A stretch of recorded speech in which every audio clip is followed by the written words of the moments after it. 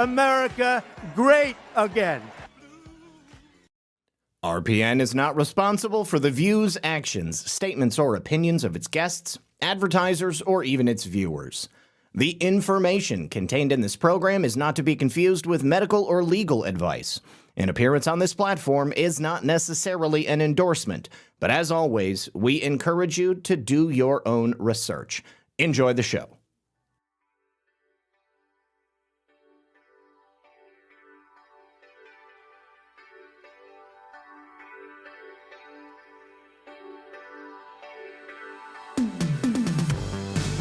Good evening, everyone. And of course, welcome back. Yes, my friends, to another very exciting episode of Red Pill News Live. Hope you guys are having a lovely day. Thank you so much for joining us. We've got a lot to discuss. Plenty happened over the weekend. I'm not even going to be able to get to all of it. Suffice to say, it is never a dull moment in Donald Trump's America. Thank you very much, everyone. I want to say thank you to Smart Poker for the cookie over there on Pilled. Also, thank you very much to Trump1, who says hello, Zach and Lisa, in the cozy chat. Thank you for being here. And if you guys haven't yet, do me a favor. Would not hurt me at all if you hit that like button. Or hit the thumbs up or whatever you are, whatever platform you're on. That would be awesome.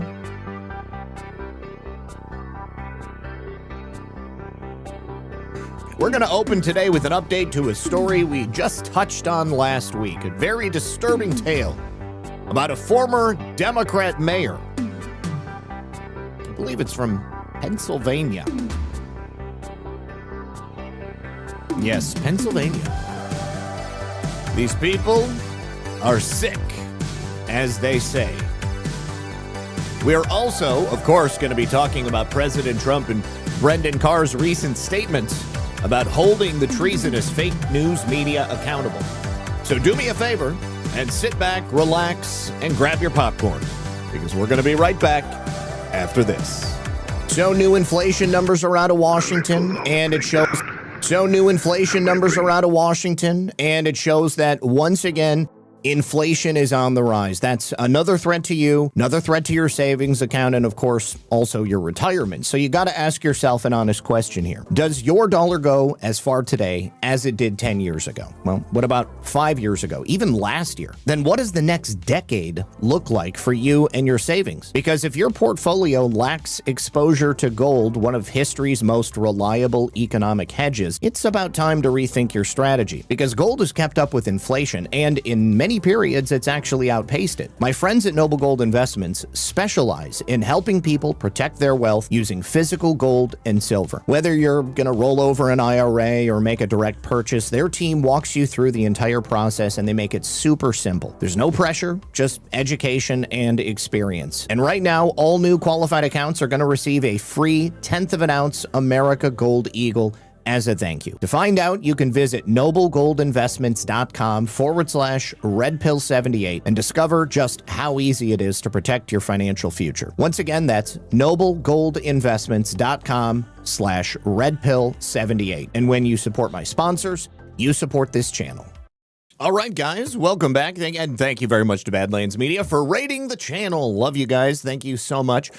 All right, so before we get into all of today's stories, I do have to make sure you guys are aware that we are currently experiencing some pretty abnormal weather down here in Florida. Abnormal for a number of different ways.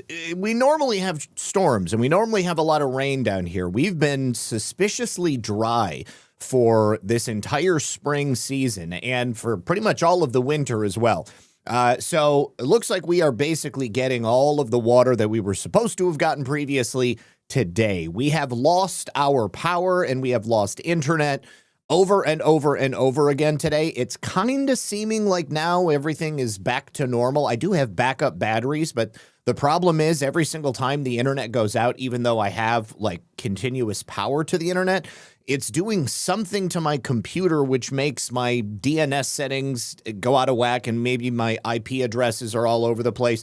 And so then I have to reboot my computer. So if that happens, I just want to let you guys know that we're going to try to do that. If it doesn't work, then you'll just see me not back on the stream and everything will end, basically. So just want you to keep that in mind. And if for some reason I can't get it to work, then we'll obviously just follow up tomorrow afternoon. But continue to keep us and our internet in your prayers, and God willing, we will be able to get through all of today's stories. So thank you again, Filter Dog. Appreciate the can over there on Pilled. And let us begin with a follow-up to the story that we learned about last week. That is going to be the former mayor of Gettysburg, Chad Allen Carr. He is a Democrat who used to run the local gay pride organization. He was forced to step down, and he was forced to relinquish his position as mayor of Gettysburg after it was found out that he was engaging in criminal sexual conduct with children. He is a 41-year-old man, and until very early this month, he was mayor. He left the office citing personal reasons. He didn't give anybody any indication that perhaps he might have been a PDF file at that time. It was only shortly after that, where he was raided and arrested, that we learned the full truth of exactly what type of an individual Mr. Carr was. He is now, as they say, a disgraced politician. He's also no longer going to be serving as the president of Gettysburg Pride. That, of course, is the LGBTQ advocacy group. He actually helped to promote it in this historic Pennsylvania town known for its Civil War battlefield, and I guess he wanted to make it known for civil rights of some type as well. So Chad Allen Carr was arrested, and the Pennsylvania State Police announced that arrest during a press conference held several days ago on March 13th. The charges include, thusly, 2 felony counts of photographing or filming gratuitous sexual acts and knowingly depicting them on a computer, plus 1 misdemeanor count of corruption of minors. Now, we take a look at the court documents and we get a little bit more of a deeper understanding of just how deep Mr. Carr went with this. Allegedly, he groomed a 16-year-old boy that he met through high school musical productions in Gettysburg around 2011 to 2013. Now, obviously, that was some time ago, but the victim is now an adult. And the victim, who is now an adult, has reported that Carr solicited explicit photographs, engaged in acts of a gratuitous nature on video via Skype, and he shared his own nude images while he continued to groom and pressure this young teenage boy for more videos and pictures. Now, Carr reportedly described the interactions as merely late-night talks. Well, that report also alleges that the victim reported these Skype conversations and video chats where he said he and Carr would engage in these acts. And then there was a report from a group called Childline as well, who also added that Carr was volunteering at the victim's high school. So it sounds like Mr. Carr put himself into a position where he could gain access to vulnerable youngsters. And then, of course, once he was there, he began the process of getting this young child into a Skype conversation. Now, the detectives later interviewed that adult victim, who told them that he had known Carr since childhood. However, this inappropriate behavior did not begin until Carr began getting involved with high school musical productions in Gettysburg. At that time, the teenager was 14 years old. And can we just say, like, a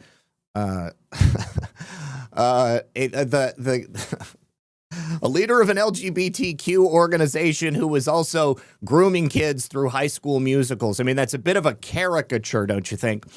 So the victim had reported Carr was very rude to many of the students involved in these high school plays. I can also just see a catty gay man getting angry at these kids and telling them to, do it like from the hip. You've got to project your voice. You've got to get loud with it. And no, that sucks. You're a terrible actor. You'll never be able to do anything at all.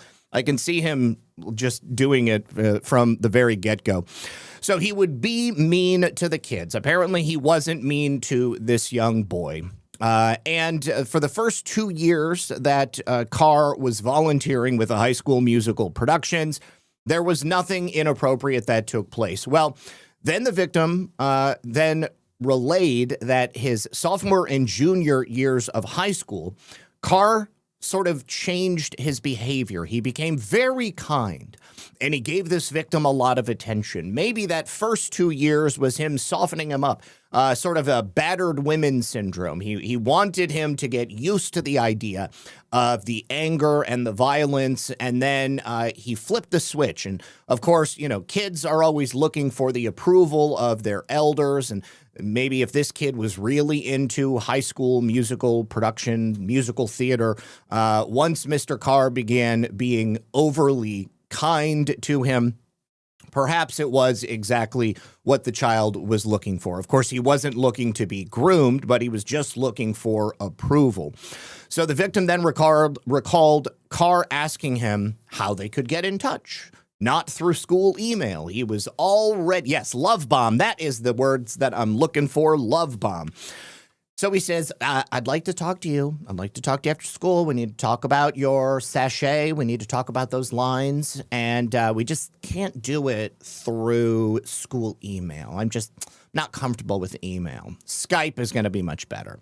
So the Adams County District Attorney Brian Sinnott revealed during a press conference about this disgusting act that Mr. Carr performed with this young child, that police have spoken to multiple juvenile young boys because, of course, you know, they never stop at one.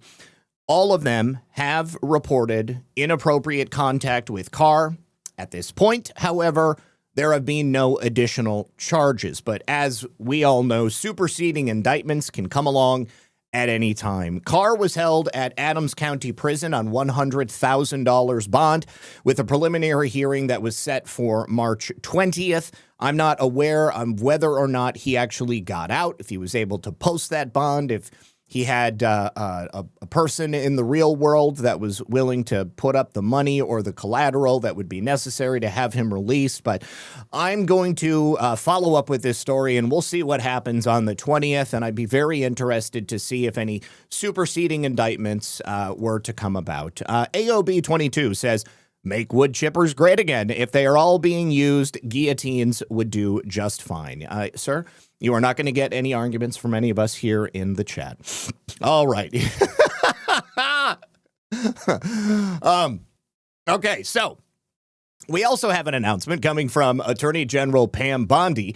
There was a new legal victory handed down to the Trump administration. This time in the First Circuit Court, they have ruled that the administration can continue deporting illegal aliens to third world countries. Well, third nations. Sometimes they are also third world countries.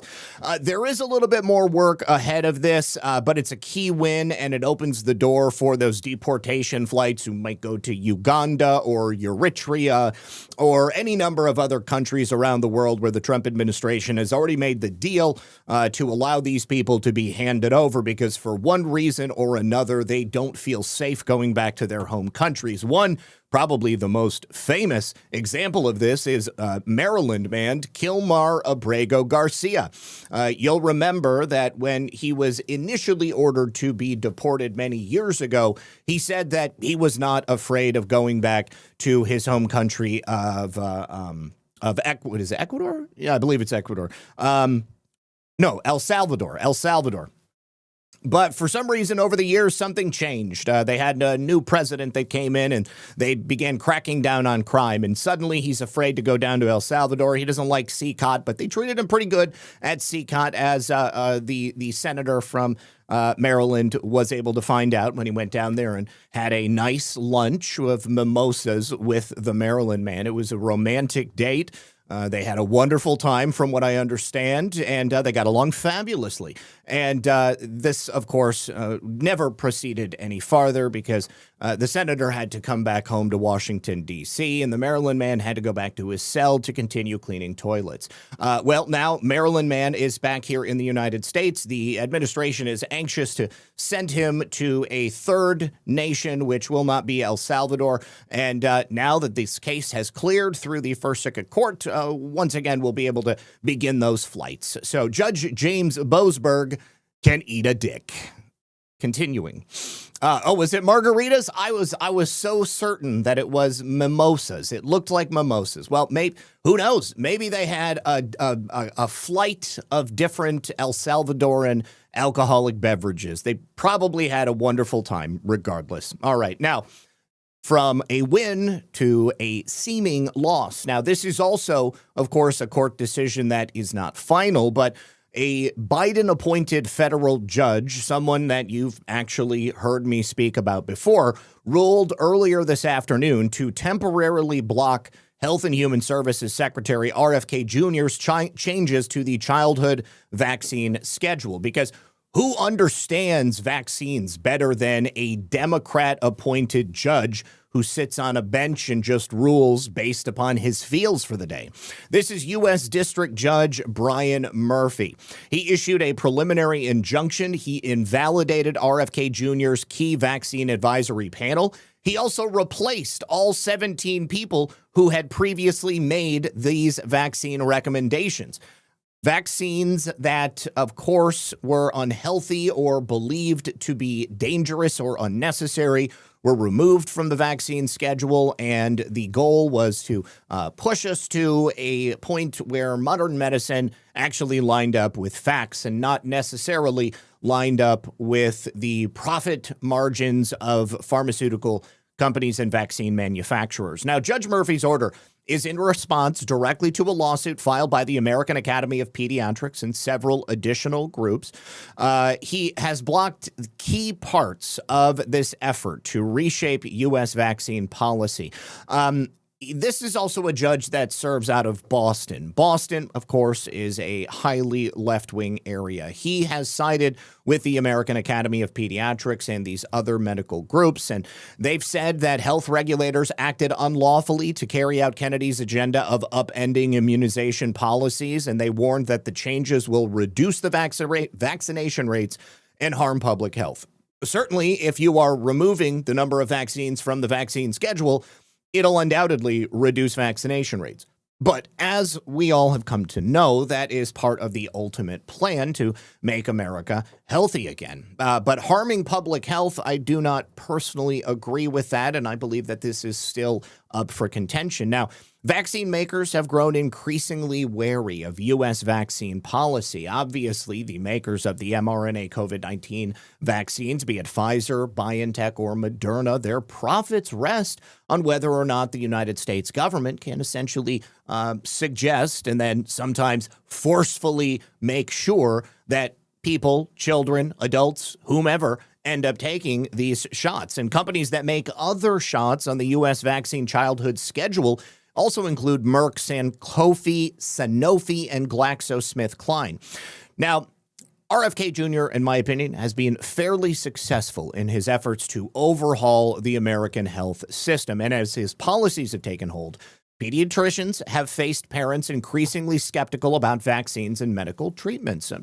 Before that, everybody just kind of went along and said, okay, well, if it's being recommended to me by somebody with a degree, then obviously they must be right.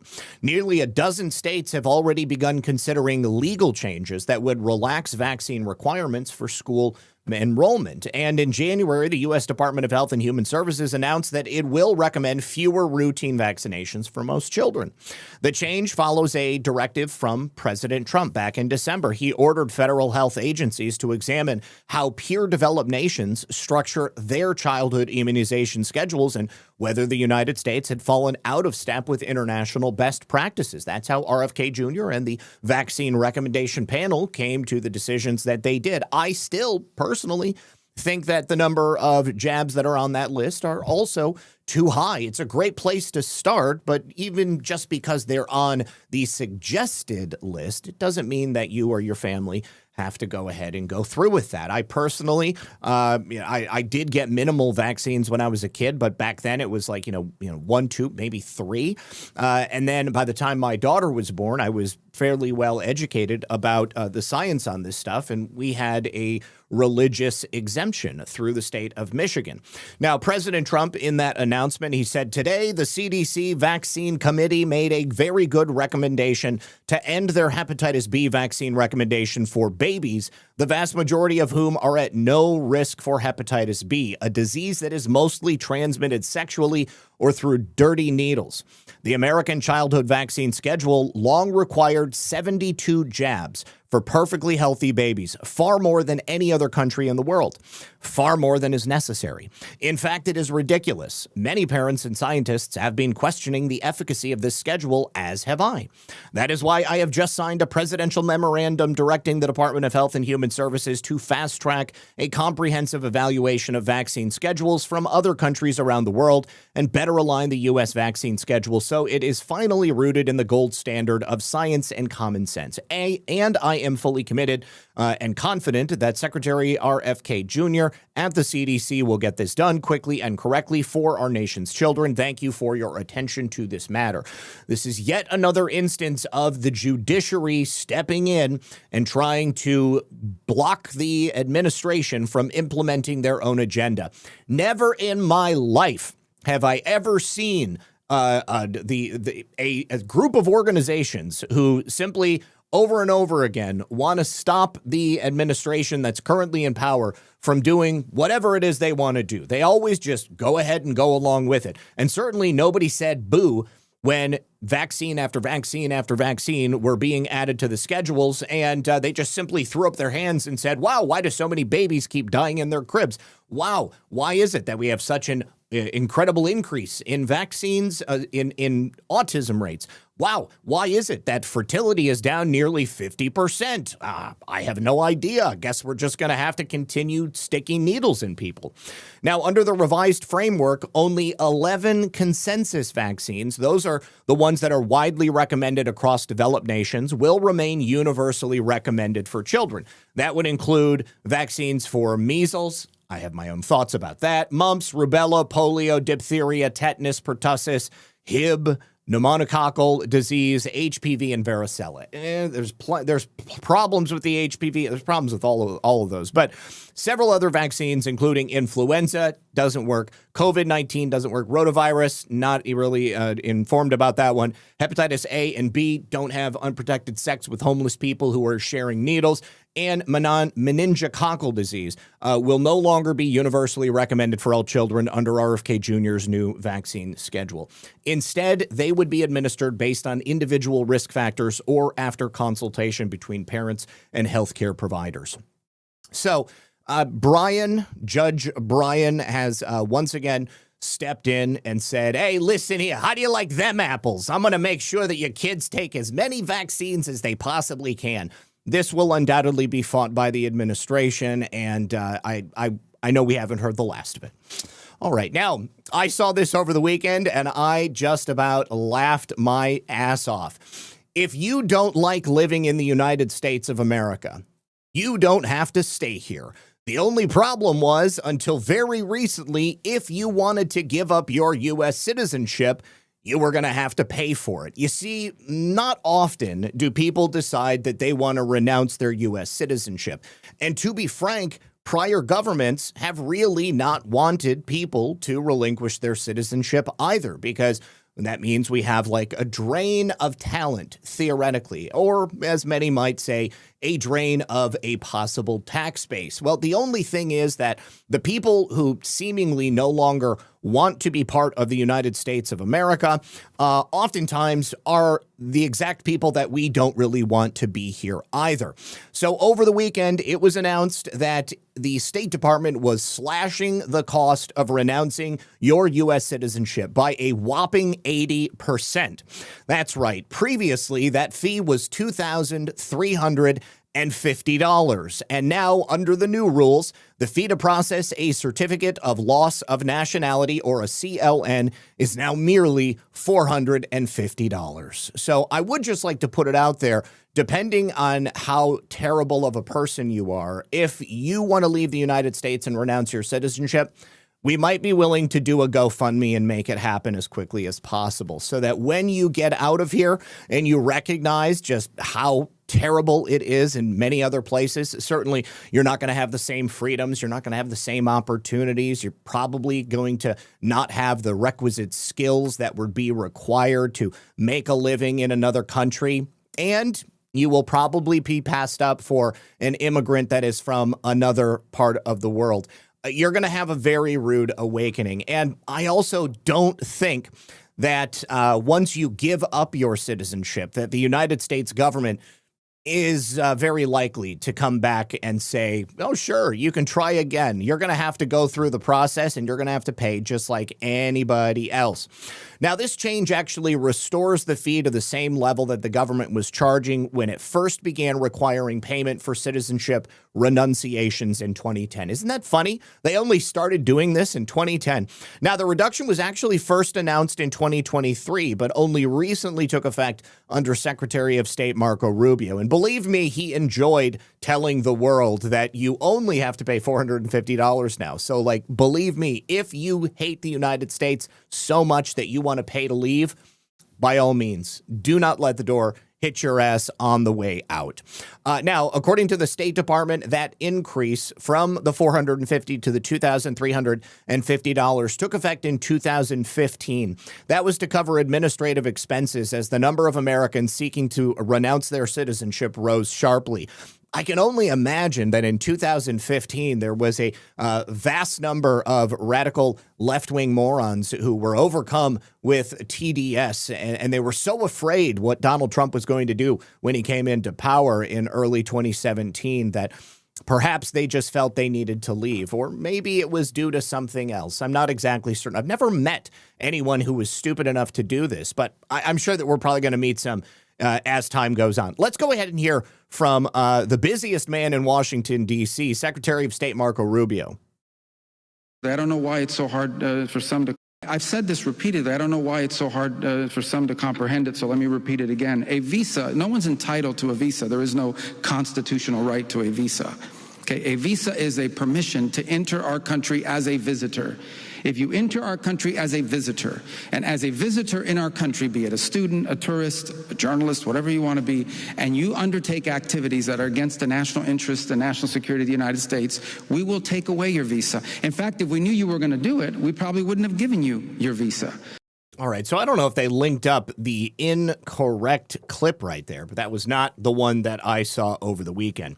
Now, officials linked that surge at that time in part to the new tax reporting rules that were affecting Americans living overseas. So that was likely due to people who were living as expats in other nations, maybe passport bros, stuff like that. However, data from the department showed renunciation requests climbed from 956 cases in 2010 to 3,436 in 2014. Now, despite the reduction, the government says this new $450 fee still does not fully cover the actual cost of processing the renunciation applications. The process of formally renouncing your U.S. citizenship does involve several steps. We'll go through them just in case anyone in the audience has any inclination. They might not want to be an American anymore.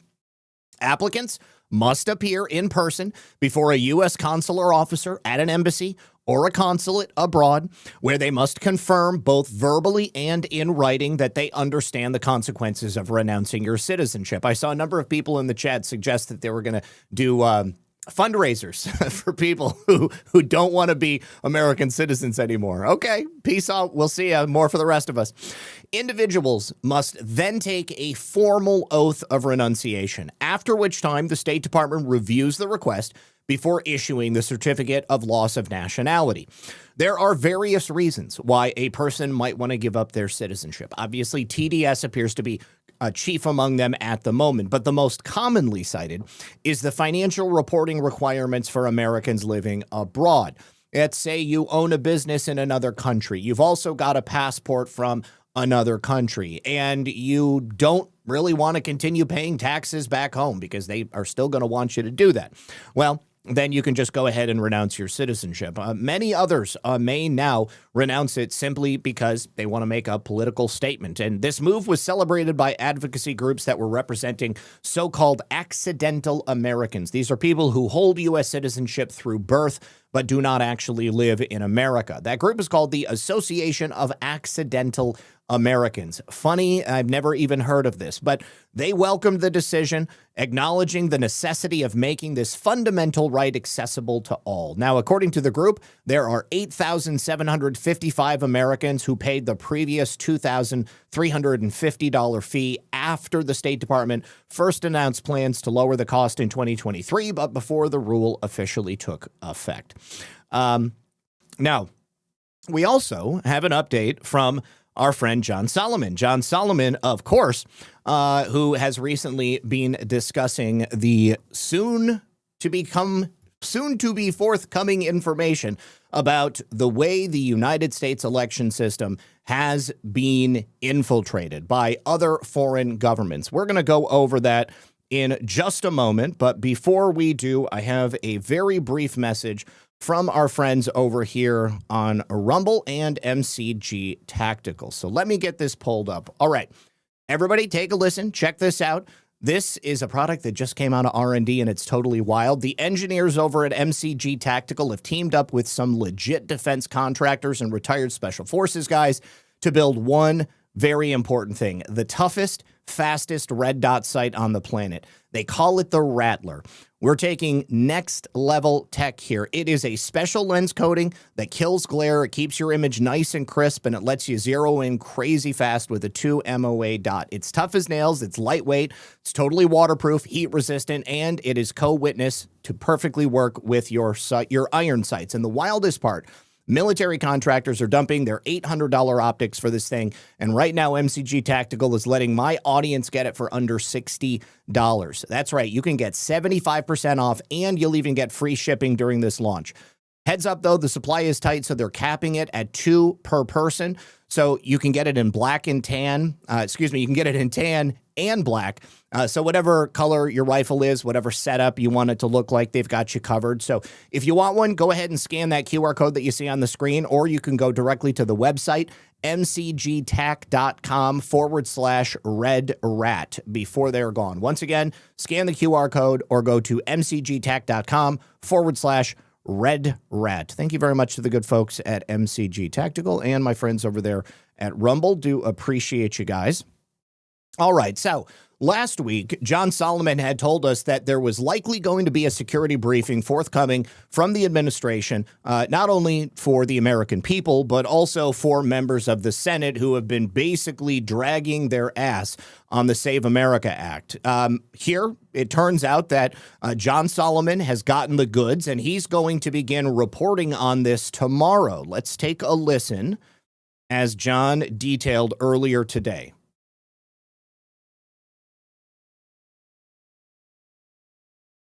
I need to refresh, apparently. Matters. The United States, there were serious matters. The United States has known of similar problems of China infiltrations of our voter data going back to 2020, and they've done nothing about it. They have kept it a secret, and I think that that is what the goal here is, to come up with any narrative to diminish what we're going to show. Now, I've yet to get the documents from the Trump White House or the Trump intelligence agencies, but remarkably, I've been able to get good documents from Biden-era intelligence officials. They've been more cooperative in trying to get the truth out about China's infiltrations of our voter databases. And tomorrow, I suspect part of the reason the intel agencies don't want this out is they don't want to have to talk about it tomorrow at the oversight hearings that begin for the national security apparatus. I don't think we're going to be able to let them do that. I think tomorrow we're going to put out our first story from documents we got from Biden-era officials that will show that there were infiltrations of the voter data in 2020 by China, and we've all been kept in the dark. And by the way, we're going to show people quotes from our own intelligence officials saying how dangerous it would be if Russia had gotten into voter data. Apparently, if Russia does it, it's a bad thing. If China does it, apparently we just keep mum about it. Tomorrow, we're going to let people see what we've gathered to date. Sadly, we don't have a significant amount of transparency from the Trump intel agencies or the Trump White House yet. I hope that changes before we go tomorrow, but we hit the go button tomorrow and people will get to see exactly what our government has been sitting on for nearly 6 years. So it sounds like what John Solomon is planning to do is essentially force the hand of the current administration, essentially saying, hey, we've got this information. We've actually had it since the Biden administration, and we were waiting for the government to come out with their own information so then we could corroborate it. Considering that nothing has come out yet, and I have a very difficult time believing that President Trump and his team are not already aware of this, John Solomon says, hey, it is now time. We're going to release this and we're going to reveal it to the American public. And he's absolutely right. You know, think about how many times we got clips on the internet of left-wing pundits telling us how dangerous it was that Russia meddled in the election, or what if Russia did this in the election? Well, guess what? If any country does it, it's a problem. I don't care what country it is. If somebody is putting their thumb on the scale of our election, proving that it is insecure, because God knows we've tried for years to show this to as many people as possible. And yes, we have broken through in some significant ways, but we still don't have many of the safeguards put in place that we need to have in place to ensure that our elections are not fake. Now, a couple of comments over here. Chafed Bum says, how to dodge a potential draft in America. Number 1, renounce citizenship. Number 2, find a Border Patrol agent. Number 3, declare fear for your life in your home country. Number 4, get asylum, welfare, and no draft. That is actually brilliant, and I bet you that somebody is probably going to do that. A boneless chicken, thank you for the shades. Appreciate you.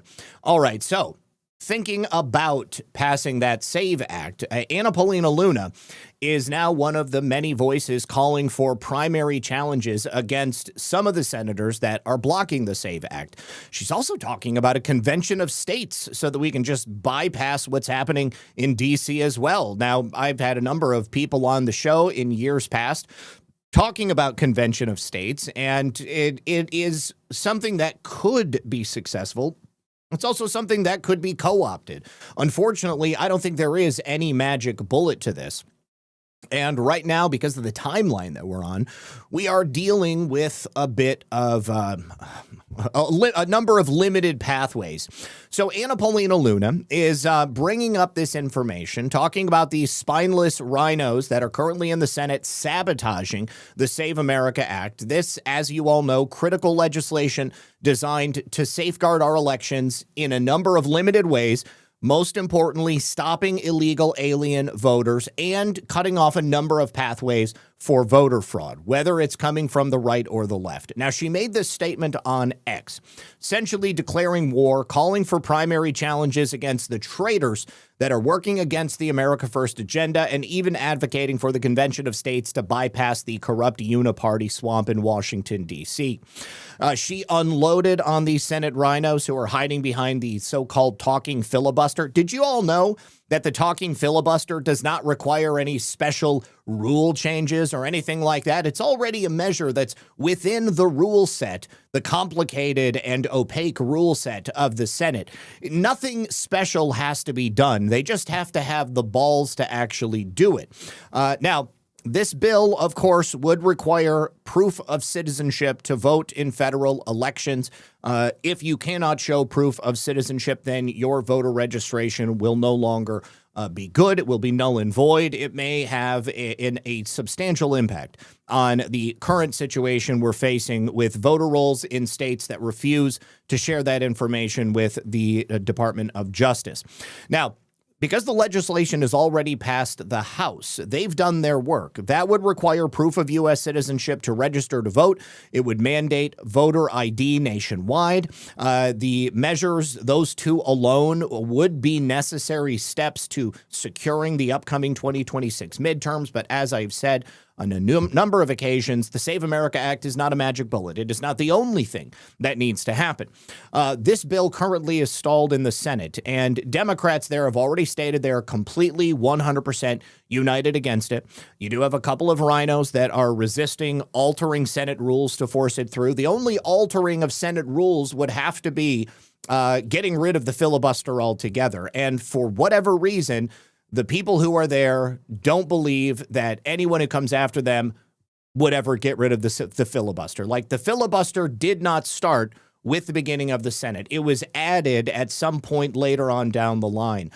So it's a rather new invention when looking at the totality of the history of the Senate and the United States legislature at the federal level. So it could be taken away at any point. All it's going to require is a party that has enough gumption to decide that they don't ever want to be out of power ever again, and that they just want to ram through their particular version of how America would look. And I believe that the left would have no problem doing that, because at the end of the day, they are communists. Now, Republicans hold 53 seats, and the party lacks the 60 votes needed to overcome a filibuster. But if we have the filibuster, then people would have to get up there and argue against it. And as we know, this is a spectacularly popular issue across all ages, all demographics, all voting blocks. This is not a partisan political issue. So Anna Paulina Luna says the House GOP has a lot of flamethrowers. Every single senator that is hiding behind the talking filibuster needs to be primaried by one of the House members with a spine. POTUS should hold off on endorsing any more senators until they do their jobs. I'd be totally okay with that. To that point, he still has not endorsed John Cornyn or Ken Paxton.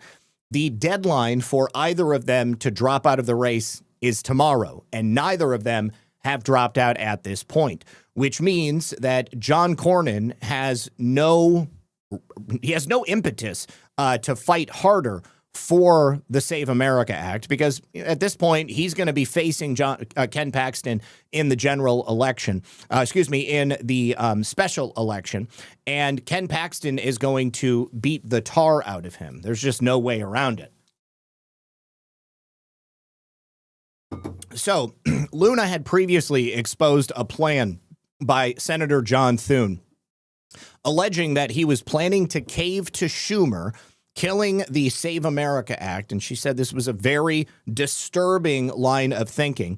She also blew up Lisa Murkowski for outright lying about her voting rights record. She caught her in a number of lies, pushing back against efforts to secure our elections. Lisa Murkowski had previously said that the Save America Act would disenfranchise people in Alaska. And, everybody has access to their birth certificate. If they don't have a birth certificate, they can get a birth certificate. And if they can't get a birth certificate, then maybe they shouldn't be casting a ballot. Now, with up to 50 House Republicans voting to halt all Senate business until the SAVE Act passed, Luna is now taking it a step further. She's threatening to shut down the House floor if the Senate doesn't act, and she's urging President Trump to withhold any endorsements from anybody who won't fight for voter ID. She said, "Good afternoon, America. This week, the Senate will learn all their bills will die in the House until they can get election integrity passed. We will kill every single one of their bills for as long as it takes." I absolutely love this. Now, also endorsing Constitution of States, she says it's time for a Constitution of States. Congress will never term limit itself, and as you are seeing, it is broken.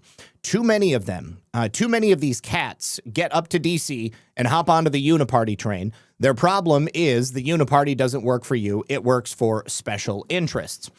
This is similar to calls from grassroots conservatives who see the Save America Act as a sort of proof that only Article 5 Convention of States can drain the swamp for good. So if you're not aware, a Convention of States, which is often called an Article 5 Convention, allows state legislatures rather than Congress to propose constitutional amendments. The idea stems directly from Article 5 of the Constitution, which provides two methods for proposing constitutional amendments, one through Congress and another through a convention requested by the states. Now, while Congress has used its authority to propose all 27 constitutional amendments in American history, the state-driven convention method has never actually been used. Under Article 5, state legislatures have the power to request a national convention to propose constitutional amendments if 2/3 of the states, that would be currently 34 out of 50, submit formal applications to Congress. So if that threshold is reached, number one, Congress must call the convention. Number two, delegates from the states gather to propose those constitutional amendments. And three, any proposed amendment must then be ratified by 3/4 of the states, which would be 38 states, before it becomes law. As of 2026, at least 20 state legislatures have passed resolutions supporting the Convention of States efforts. Those are, some of them are Georgia, Florida, Texas, Tennessee, Alabama, Arizona, Missouri, Arkansas, Utah, Mississippi, Wisconsin, Nebraska, West Virginia, South Carolina, and Kansas. They were the most recent addition just earlier this year. But because 34 states are required, we're still going to need 14 additional states to sign on before Congress would be required to call the convention. I think this is something that honestly should be done, because as it stands right now, Congress has nothing to challenge them. They obviously don't challenge each other. They only argue about things that are going to get them press time on the fake news media. When the cameras are off, they are still friends. They go to lunch together. They go to those cocaine-fueled orgies in D.C. They probably are even paying off the same blackmail merchants to make sure that their names don't come out in the fake news media. But if we had a convention of states, something to stand up to them and say, hey, guess what? You're not the only game in town. We, the people, are now going to come forward and say, we want these requisite changes. I think we could probably get it done. So I'm looking forward to seeing what happens with this. Yes, fire them. Let's get a constitutional amendment for term limits. And let's also move all of the representatives back to their home states. Let's also increase the size of the legislature in the House. Let us go back to the apportionment, which theoretically would have been prescribed under the Constitution, no more than 30,000 residents per representative. That would dramatically increase the number of representatives. It would require them to live in their home districts. It would also dramatically decrease the effect of lobbying dollars, because then instead of lobbying, several hundred congressmen, they would have to be lobbying several thousand congressmen, and they'd have to be traveling all around the country. Also, we would need to make it possible for the representatives to vote by electronic means, like we do like a Zoom call or something like that. Or they have Cisco WebEx or whatever it is that they use in Congress. There are ways to do this and move this into the 21st century and provide adequate representation for the entirety of the United States. Right now, we have a number of representatives from each state, and most of those people never meet any of their constituents. Most of them are completely compromised, and most of them love it. They would absolutely love to continue on with the way things are. Let's get rid of it. Truthulu says, simply the best news on the planet. Best wishes from Australia. I love the name. Good to see you, homie. And thank you very, very much for that. I appreciate you. All right. Now, considering that one of the main arguments you hear from the left is that, well, election fraud is so rare. It's already a crime. If you come to the United States and you register to vote and then you vote and you're not a citizen, you're going to go to prison. Well, people only go to prison when we catch them. And because we're now finally beginning to look, we're finding a lot more people that have been voting in elections. And it's not just that they voted in the last election. Some of these people have been voting for decades. And again, these are only the people we've caught. Well, we just caught somebody else in Harris County, Texas. A non-citizen was caught voting in the 2024 election. It was a British man who was not a citizen of the United States. He didn't just vote for president. He voted also for the Senate and the House. And he also knew he was not eligible to vote. Let's take a listen to the local news discussing it. Denise Ann says, Zach, we also need to abolish the 17th Amendment. Let's put it on the list. British national now faces federal charges after he's accused of illegally voting in the 2024 general election in Harris County, despite not being a U.S. citizen. ABC 13's Sarah Al-Sheikh looked into how he was able to get registered in the first place. New at 10. Federal investigators say a British man knowingly broke U.S. election law. Now, it's just worth mentioning that had the SAVE Act been in place, it would have been impossible for this man to register to vote and to vote illegally. However, if he had somehow gotten registered to vote, let's say he had a fake birth certificate, not only would he have faced criminal repercussions, but the person who registered him to vote would also face criminal repercussions, and they both would be on the hook for monetary damages as well. According to court documents, Samuel James Hall, described as a non-U.S. citizen, is accused of voting in the 2024 general election, casting a ballot in races for president, vice president, Senate, and the House of Representatives, despite allegedly knowing he was not eligible to vote. The Harris County Tax Assessor, Collector, and Voter Registrar's Office tells ABC 13 it first learned Hall was on the voter rolls last June, 7 months after the election. Officials say they notified him and that Hall then canceled his own registration. The registrar says he was removed from the voter rolls and is not currently registered to vote in Harris County. Now, please tell me why only after the election were they looking to see whether or not, hey, guys, I know we just had a presidential election. I know there was just a vote for Senate and House as well. What do you say we just have a looky-poo? Let's just take a look and see if maybe there might be some people illegally registered to vote. Yeah, he's not only going to get deported, he's probably going to spend some time in prison before that. Writing in a statement, quote, "As this is an ongoing investigation, we are unable to share more at this time and remain committed to ensuring that the voter registration rolls are up to date and that only eligible citizens are enrolled and part of the process." ABC 13 asked how Hall was able to register to vote in the first place, since that is the key issue, but we have not gotten that answer. Last year, the Texas Secretary of State says it identified 33 people who may have illegally voted out of nearly 11.4 million ballots cast in that election. 33 votes, ultimately not enough to change the outcome of any election. In this case, the FBI's Houston field office says Hall... Well, maybe not enough to affect the outcome of a large federal election like this, but in many local elections, as we heard from the Secretary of State of Ohio just the other day, you oftentimes will have elections where people will be either a winner or a loser by 1, 2, 10 votes, something like that.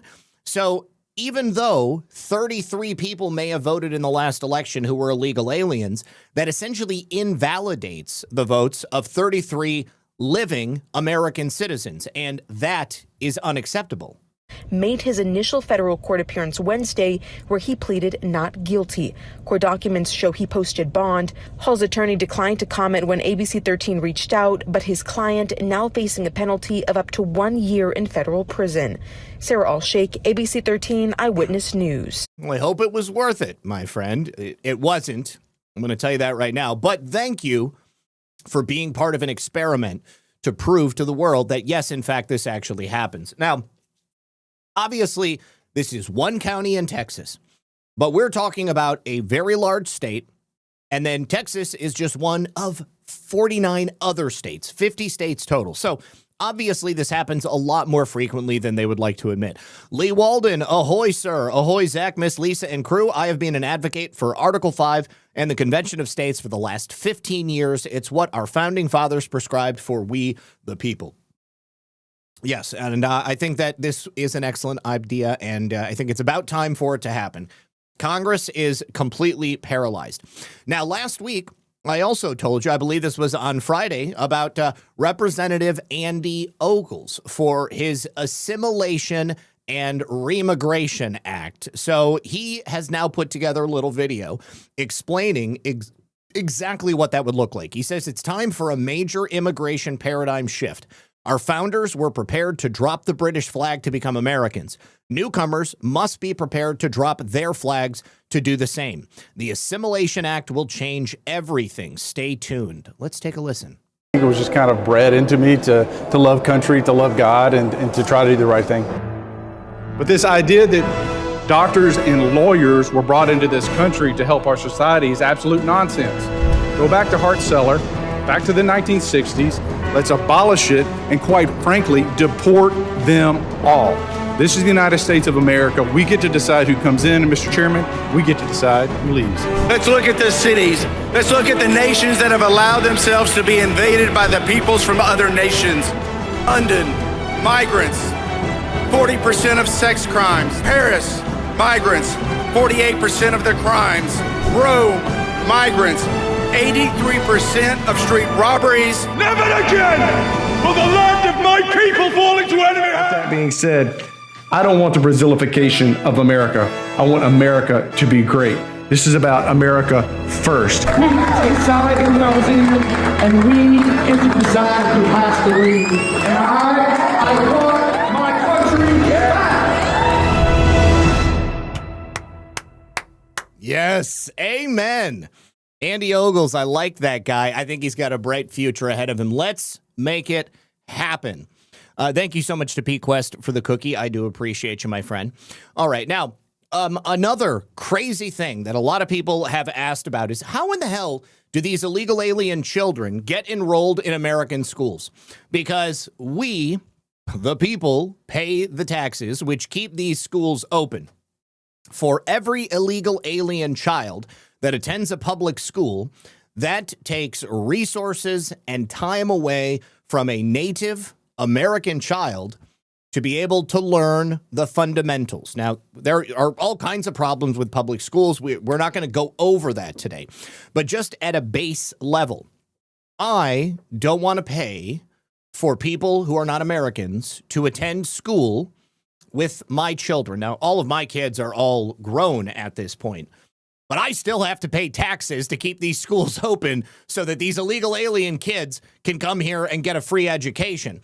Now, oftentimes, they don't even speak English, and that means that they have to have special instructors who get hired on. It increases the budget, and they continue to increase my freaking taxes every single year. Now, what we're talking about here is a Tennessee bill that would require the public and charter school officials to verify the immigration status of students. Now, there's actually a Supreme Court ruling which has led us to be in the situation we are now. So, Tennessee lawmakers have taken a bold stand against the misuse of taxpayer dollars in public education.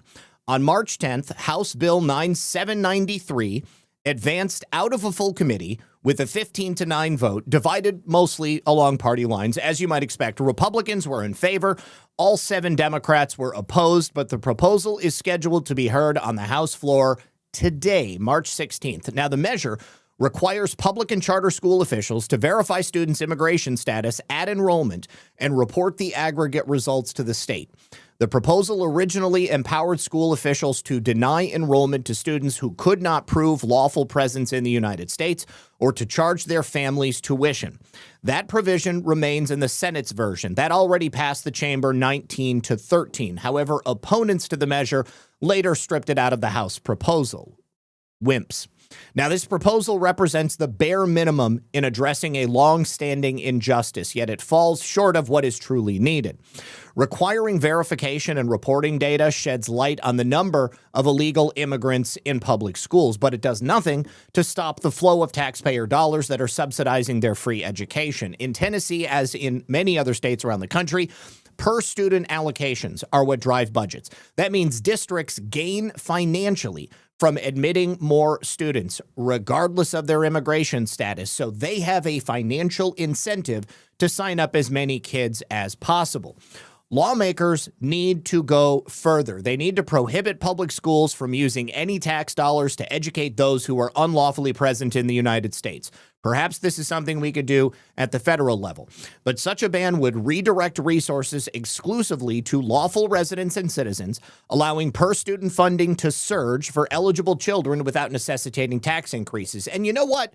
It might actually lower taxes because there would no longer be a need to have a whole system of employees at these schools whose sole purpose it is to ensure that children who don't speak English or who are not naturally from the United States of America are safe and comfortable in American schools. Now, there was also a case that came out over the weekend. An illegal alien student, 19 years old, attending high school. I believe they had him as a sophomore or something like that. Some school out east. He had sexually assaulted some 9 underage female students as an adult, going to school, a high school, enrolled as if he was a youngster. But he wasn't, and he was here illegally. And if it wasn't for the fact that he was allowed to come into this country illegally and enroll in that public school, those young girls never would have been assaulted. If they did a ban like this, it would direct all those resources towards only American students. And at the end of the day, perhaps your taxes may go down as a result. That relief would extend far beyond school budgets. Those property taxes that I keep mentioning predominantly finance public education systems. They exert constant upward pressure on homeowners. This is one of the reasons why they have this sort of impetus to push up the value of your home. Even though you're not getting anything out of it, all you're getting is more money taken out of your wallet. If they exclude illegal immigrants from taxpayer funding in schools, state policymakers could alleviate this strain on homeowners. They could stabilize or even reduce property taxes while enhancing the quality of education for the legal enrollees. At the heart of this issue is the 1982 Supreme Court decision, Plyler versus Doe. That compels state officials to provide free public education to children of illegal immigrants. That was a 5-4 ruling by a less conservative court than what we have today. And it imposes an unwarranted federal obligation on states to divert scarce resources towards entitlements for those who hold no legal status. Education policy, particularly the allocation of those limited funds, belongs in the hands of the state legislatures, not in the hands of the federal government, or more importantly, not to be dictated by unelected judges. States should possess the sovereign right to prioritize their own citizens and, more importantly, their legal residents, especially when federal immigration enforcement has failed so spectacularly under previous presidential administrations. Time and time again, they left the door open and they created opportunities for those illegals, exactly like what we're talking about. Now, the Supreme Court today actually has an opportunity to rectify this overreach. You've got conservatives in Tennessee and elsewhere who are now welcoming this legal challenge by bringing forward HB 793. Particularly, the big pushback is going to come from teachers' unions who are eager to preserve the status quo because they want that dough. These unions profit doubly from illegal immigrant enrollment. First, they get the inflated per-student funding that's tied to higher headcounts. And second, they get supplemental allocations for English as a second language programs. Union leaders are probably going to hesitate to escalate a fight to the Supreme Court because they recognize there is a risk of doing that now with a conservative majority. But a victory for Tennessee could also dismantle Plyler nationwide. It would inspire a cascade of similar reforms. You're now going to have this court precedent, which will be set in the state of Tennessee. And anyone who has an interest in this subject, and believe me, there are many because we have a lot of homeowners all around the country, they could take that and fight it in their own home states. That precedent would empower legislatures to reclaim control over education spending, removing the incentives that exacerbate illegal immigration. And rather than fearing litigation, policymakers should provoke it, confident that the current court would affirm states' authority to manage their own affairs. Public sentiment is also on the side of this as well. The current policy is clearly not good for American children, and Phi Delta Kappa International and Gallup found that 55% of Americans oppose using taxpayer dollars to educate the children of illegal aliens. 81% of Republicans agree overall. So you can see this is a bit of a partisan issue. But this is obviously a far smarter path to take than just handing out more money to people who don't deserve to be there. These numbers reflect a common sense view. American taxpayers should not shoulder the cost of federal border failures. Education represents a significant investment in the future of this nation. And when we dilute that investment by extending it to those outside the legal framework, it undermines the equity for our citizens. Momentum is building beyond Tennessee. Since early 2025, we've already got legislators in Oklahoma, Texas, Idaho, Indiana, and New Jersey pursuing measures that are directly contesting the Plyler versus Doe decision, ranging from simple data collection on immigration status to outright tuition requirements. These initiatives signal a growing recognition that unchecked illegal immigration is a burden to public systems, whether it's at schools or it's at hospitals. In Texas, this is actually where Plyler was initiated. Republican Governor Greg Abbott has long advocated revisiting the decision, citing the unsustainable fiscal strain that is currently taking place on school districts. Oklahoma's proposals mandate proof of status for enrollment. Idaho and Indiana saw bills advance through committees before they stalled because you had a bunch of limp noodles in those legislatures. Even in the blue-leaning New Jersey, lawmakers introduced the Plyler Act to impose tuition on undocumented students. Critics of these efforts often invoke compassion. You can take your compassion and shove it straight up your ass. If you want to sponsor an illegal alien to have them go to school at your school district, you go ahead and do that. But leave my tax dollars and everything else out of it.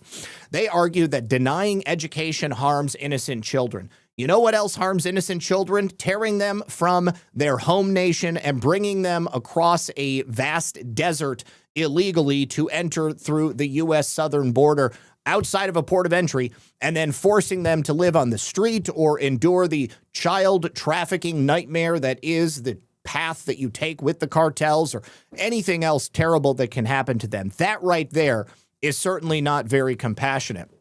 That real harm is going to stem from policies that encourage this behavior, encourage illegal entry by promising free services, perpetuating a cycle of dependency, and straining the resources that are meant for the American citizens that they are meant to be for. States like Tennessee, they invest billions of dollars in education to foster opportunity, but that promise is eroded when funds are spread thinner to accommodate those who bypass the system. If we overturn Plyler, that would restore fairness. It would allow states to focus on their own communities without any apology. The fiscal implications are demanded attention. Nationwide, educating illegal immigrant students costs billions of dollars annually. Estimates vary by state, but consistently reveal a disproportionate load is placed on taxpayers. With this influx of illegal alien children, it's a strain on classrooms. Like I said, it necessitates more ESL teachers and it inflates administrative costs. All of those things go together to raise your property taxes. By contrast, excluding those students from taxpayer funding would free up resources for class size reduction, teacher salary increases. They don't necessarily all need that, but some of them, I think, are probably not being paid enough, and program enhancements for lawful enrollees. Property owners, who are weary of annual property tax hikes to cover the expanding enrollments would finally see some form of relief. Plyler, as a decision, exacerbates illegal immigration by mandating education as an entitlement, regardless of status, and the Supreme Court could literally end this mandate. It could return the power to the states where it belongs. Now, even though Texas's HB 793 is not a perfect bill, it ignites a necessary debate, and it could begin the process that would begin to take care of the problem as it exists today. Lawmakers should strengthen it by banning tax-funded education for illegal immigrants outright, then force the other side to defend it in court. Why is it that you believe people who do not have legal status here in the United States should be receiving free education? We're already taking them off of SNAP benefits. We're taking them off of H-1B. We're taking them off of cash assistance. So why are we giving them free education? That proposal, HB 793, would not only safeguard taxpayer dollars, but also deter future illegal entries by removing a key factor that brings people here and sets them up to destroy the system that we have for Americans. We've waited a long time to deal with these things, and right now I see so many of them being addressed all at the same time, all of them virtually imperfectly. However, we've got to start somewhere. We cannot fix a problem unless we can identify it. And right now, Many of the times we are in the identification phase. All right. Now, next, we have a series of stories about fraud having been committed by people from other countries who have come to the United States of America. Surter says, Zach, we just had a shooting on the Santa Monica Pier. This hasn't happened since 2000, and Santa Monica is pretty mellow. Tourist areas are not safe with the Iran situation. Stay frosty, guys. Well, I hope that everybody is okay. Thanks for letting us know. I appreciate it. All right, now, this next story is going to take us to Minnesota. It has to do with a $1 million grant that was given by the Department of Health Services the Department of Homeland Security to Minnesota public schools to prevent drug abuse, and it ended up getting spent on Somali programs. The person who was in charge of this grant was also directly responsible for the theft of $5 million from the American taxpayer in the form of another scam. She was one of the defendants in the Feeding Our Future program. So when this $1 million grant was given to Minnesota public schools, as I said, it was supposed to be for the prevention of drug abuse. Instead, it was spent on a Somali youth soccer league. Money from the grant was also funneled to a different non-governmental organization, probably owned by one of these Somalis. It was also funneled into an after-school program and youth engagement events. And the district had planned to allocate $120,000 to 6 local, culturally specific organizations. Of course, the terms of the grant were very specific, and those things that I just mentioned to you right there were not part of the reason why it was given. Let's take a listen, and I'm going to give you all the background you need to learn about the woman behind it all.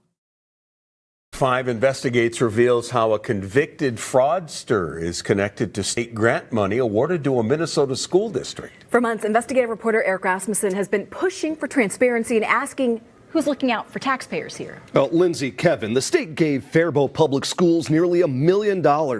It was a grant to prevent drug abuse back in 2022. We're following up now because one of the champions of that cause was charged with fraud just months after the money started flowing. We need help. They're the first words on this application to the state for a $1 million grant. Now 5 Investigates is connecting those words to the woman who said them. Lou Ali. I hope I'm pronouncing that correctly. Lul Ali. We need help. It's not just a school. We need help. Big help. Months. This woman has already stolen millions of dollars or in the process of stealing millions of dollars. We need help. I need a new Bentley. I need a better burqa. I must buy property in Nigeria. Continue to give me millions. After urging the Faribault School Board to go after grant money from the state in 2022, prosecutors charged Lul Ali with stealing $5 million from taxpayers. She's now one of more than 50 people who've pleaded guilty to fraud connected to Feeding Our Future. We've had several meetings with this lady and a group of people over the last 3 months about it. These recordings reveal Ali played a key role in the school district pursuing the grant from the Minnesota Department of Human Services to fight drug abuse within Faribault's minority population. At the same time, she was actively stealing millions of dollars from taxpayers. What did you think when you learned that? And I will say that was quite a shock to us. That was not something that was known to us during that time period, and that is something that the district took as a giant blow, and we did then really start vetting who was it that we were working with. That's not the... I just want to say, the time to vet who you're handing a check for $1 million over to is prior to handing over that check for $1 million. All right. I wonder what he thinks now that so many Somalis have been accused, pled guilty, and implicated in fraudulent schemes all across Minnesota. Is his heart still bleeding at the same rate? The only question we had for Faribault Superintendent Jamie Benty. When the money's coming to the Faribault School District, where does the buck stop when it comes to accountability? Well, I mean, that's an easy answer. It's me. Mr. Chair, the motion passes. I done effed up, son. Thank you. Former school board member Richard Olson was the lone no vote on accepting the grant from DHS. Was something funny with that. It's something strange. Later, he said getting information about how the district was spending the money was difficult. It's just not given to the board. It should be for the whole board and not to a selected group. And you've asked for updates before? Oh, yeah. And do I get them? No. Does the district have a transparency problem? I don't believe we have a transparency problem. By the time Sure, Jan. I showed up to speak with the superintendent at a public meeting, we had already spent 6 weeks asking the district how it spent all of that grant money. Now, after an open records request, they sent us this stack of documents. But there really wasn't much detail in here beyond total amounts for salaries and payments to nonprofit partners. So we pushed for more. Did you ask anybody here at the district how these partners were performing? So I have not. That has not made it to my level at this point. 2 days later, we got a new stack of records from the district. Finally, details about how it spent $979,000, receipts for new soccer goals and other equipment for a Somali youth soccer league, as well as accounting for after-school programming and youth engagement events. All of that is supposed to be collected by the state. Theoretically, there's 2 layers of accountability in there. And that's how it is supposed to work. Nonprofit attorney Jen Urban says her clients are under more scrutiny than ever. From a statewide crackdown on fraud to lawmakers proposing new restrictions on grants and public assistance, transparency is critical. With everything that's been going on, are these fair questions to ask about where this money was going? I think it's very fair to ask the question of where the money is going, and I think that as taxpayers, there should be some accountability there. Now, this whole time, we've been asking the Minnesota Department of Human Services to talk to us about how it keeps tabs on this grant money. They've refused all of our interview requests so far, but just this morning, DHS gave us this new stack of records 2 months after we started asking for it. As you'd imagine, I've been going through it all day. The bottom line here is that DHS found Faribault schools, quote, in compliance with the grant. But again, this is all information that had not been shared until, of course, we followed up. Of course, as someone who has written grants myself, I can tell you that they were not in compliance with the grant. Every single thing they spent their money on had absolutely nothing to do with stopping people from using drugs. Now, they could have theoretically included, drug abuse diversion, soccer team, something like that, and that could have passed for compliant, but they didn't even bother to do that. It's actually pretty incredible that these people have been able to get away with what they have for as long as they have. All right, before we move on to our next tale of fraud in yet another state where Somalis are a preponderance, I have a very brief message from our friends over here on Rumble. You guys, this is just a little scoop for anybody out there who's a creator. There are a lot of people talking about this behind the scenes. It's actually one of the reasons that I love using Rumble. And they have made a way to super chat creators so they get paid immediately and without any fees. If you are on YouTube or Twitch, they take up to 50% of your donation in fees when you tip creators. That is not cool. This method actually takes none. That's right. The platform takes 0 fees. I keep nearly 100% of what you send me. You can actually super chat using Bitcoin, Tether USD, or Tether Gold stablecoins. The tip then shows up directly on the Rumble chat when you're live. Of course, I'm going to read that when you include a message. And all you need to do is download the Rumble Wallet app on the App Store, or you can go to wallet.rumble.com. And from right there, connect your Rumble account, and then you can send directly to your favorite creators. So once again, you can use the QR code on screen, go to the App Store on your phone, or go to wallet.rumble.com and download it directly from the App Store as well. It's an amazing way to get rid of the middleman and to help support the creator community with even more of your intended donation. So a big shout out to Rumble for making that disruptive new technology. Also, a big shout out to my friends at Tamarack Flats who accidentally sent me a donation on Rumble Wallet last night. I was not live, so I didn't know about it until Rick had sent me an email today. So Rick, I just want to confirm it did come through. And even though you didn't mean to do it, I really do appreciate it. All right, you guys, moving on to our next story. This time, we are going to jump to another set of Somalis. Of course, there is quite a bit crossover. This time, we're heading to the state of Maine. And the Maine Wire is doing great work in Maine, pointing out and reporting on all of this fraud. In this instance, we're talking about an oversight failure that led to somewhere between $200,000 to $15.5 million, which you're probably totally unaccounted for. So Homeland Security investigations raided a Lewiston behavioral health organization last week. I told you about it at the time, but we didn't have a ton of information. It was, however, the climax of a sprawling federal investigation into this multi-million-dollar Medicaid translator scheme and, of course, tax fraud conspiracy. So the raid raises some pretty serious questions about Maine's DHHS and the catastrophic failure to police Maine Care funds. Bright Future, Healthier You was not a new blip on the state's radar. They knew all about them because back in 2017, Maine DHHS cited the organization for improper billing and instructed them to repay somewhere close to $200,000.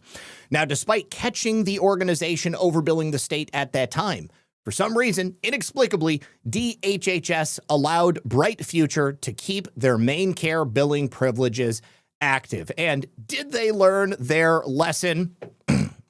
No, they definitely didn't. In the 6 years following that original $200,000 citation, DHHS paid the organization another $15,584,373.82. That time frame coincided roughly with the end of Republican Governor Paul LePage's tenure in office and the beginning of the administration of Governor Janet Mills.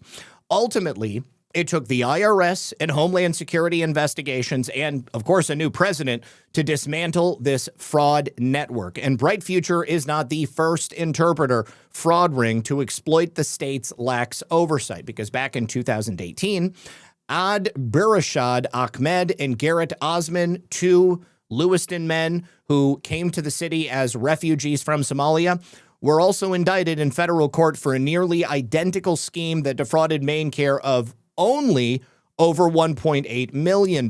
They solicited kickbacks from a provider called Facing Change in exchange for referring beneficiaries, and then they would submit fraudulent bills for overstated interpreting services. Now, despite the federal convictions of Ahmed, Osman, and Facing Change's owner Nancy Ludwig, the state's vulnerabilities remained wide open for Bright Future to exploit to the tune of $15.5 million. And I'm going to hazard a guess and say that we have not heard the last of fraudulent activities coming out of Maine, people being raided, and their businesses being shut down. The amount of fraud, waste, and abuse in Maine is staggering. It's staggering in Ohio. It's staggering in Minnesota. It is literally infecting every single state in the United States of America. Let me say thank you very much to Northern Pike. He said, good old Marine Corps motto, take two eyes for one eye. American, take it all, control it, take our pallets of money back that was swindled away, take it in gold, silver, oil, 4 times, take it back, take the rainbow flag back too. Thank you for that, sir. Thank you to the Sentinel over on Pilled who says, great show, Zach. I appreciate you, my friend. All right, so in Pennsylvania, we have another case of fraud. 2 Pennsylvania brothers were just convicted of stealing millions through Medicaid, through fraud, as well as issuing numerous fake visas to immigrants. This is a story told us by the Department of Justice. This time it's Bhaskar and Aaron Savani. Bhaskar and Aaron built a complex criminal enterprise called the Savani Group. Now, along with a longtime employee called Ola Radomiak, they committed fraud at every turn, according to the DOJ. Their enterprise went on for a decade, and it included faking H-1B visas to employ foreign workers unlawfully, soliciting salary kickbacks for the employed workers, and healthcare fraud billing schemes resulting in over $32 million in losses to Pennsylvania's Medicaid system. This sprawling investigation and prosecution meant untangling a complex web of fraudulent billing practices and sham medical entities. That's according to U.S. Attorney David Metcalf for the Eastern District of Pennsylvania. our office worked with numerous state and federal partner agencies to unravel and prove the multiple healthcare fraud schemes at the heart of this operation. It's gratifying to dismantle this crooked enterprise and hold those responsible to account. Fraud and abuse cost U.S. taxpayers billions of dollars every year and rob the healthcare system of vital resources. Now, a jury, good news, has convicted the brothers of conspiracy to conduct a racketeering enterprise, conspiracy to commit visa fraud, conspiracy to obstruct justice, conspiracy to commit healthcare fraud, money laundering conspiracy, concealment and transactional money laundering, conspiracy to defraud the U.S. Treasury, and, of course, the old standard, wire fraud. So Bhaskar and Aaron respectively face a maximum penalty of 420 years and 415 years in prison. Sentencing hearings for the two are scheduled on July 8th for Bhaskar and July 9th for Aaron. Alexandra Ola Radomiak was convicted of conspiracy to conduct a racketeering enterprise, conspiracy to commit healthcare fraud, and healthcare fraud. Now, her sentencing hearing is scheduled before the Honorable Jeffrey L. Schemmel on July 14th. We'll be obviously looking forward to following up on that and seeing just how long these folks are going to go to prison for. I don't know if they've gotten the money back, and I don't know if it's likely that they will. All right, now speaking of fraud, just before we began the show, President Trump and Vice President J.D. Vance held a live event where President Trump signed the executive order in the Oval Office to establish the Fraud Task Force. This is going to be that whole of government effort to hunt down and prosecute the massive fraud, waste, and abuse that is currently ripping off American taxpayers. It will be led by Vice President J.D. Vance, and we have a little commentary here from the White House spokesperson, Caroline Leavitt, who once again is just looking beautiful. Let's hear from Caroline. I might have to refresh.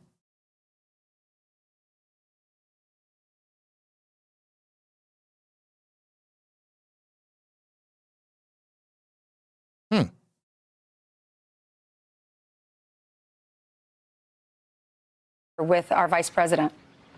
Yes, later this afternoon in the Oval Office, the president and the vice president will formally launch their executive order and their task force against fraud. This is another promise made and kept by President Trump. He announced this in his State of the Union address and announced that the vice president would be overseeing this task force. So this is really going to establish a whole of government effort to fight fraud at both the state and the federal level in every state across the country. We look at states like California and New York. We know there's been hundreds of billions of fraudulent schemes that have ripped off American taxpayers. So we're going to turn every page to find and identify this fraud, to prosecute the individuals who are engaged in it. This will be, again, a whole of government effort led by the vice president, and the president will be signing that in the Oval Office this afternoon.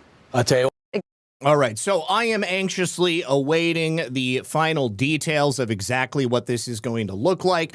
I was going to check and see if the fraud task force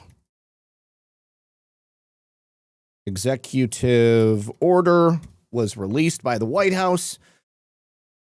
So, well, here is President Trump signing it.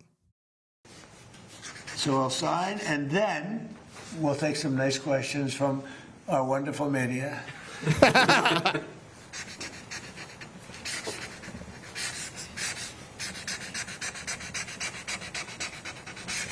Okay.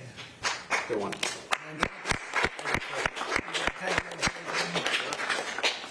Here you go. Very important. It's a big deal. We've been working on this very long. Right? Yes, see, sir. Right? Will? Yes, sir. How long do you think before a Democrat-run non-governmental organization fights the creation of the fraud task force in court? I can only imagine it's not going to be before too long. All right, so let me go to the White House real quick. White House executive orders. Okay, so looks like it. Here it is. Establishing the task force to eliminate fraud. Okay, so we know the background. People. Okay, I'm already a member of the Golden Age, POTUS. Please. Okay. Okay, American taxpayers fund a vast benefit system for citizens in need of housing, food, medical care, cash assistance, and more.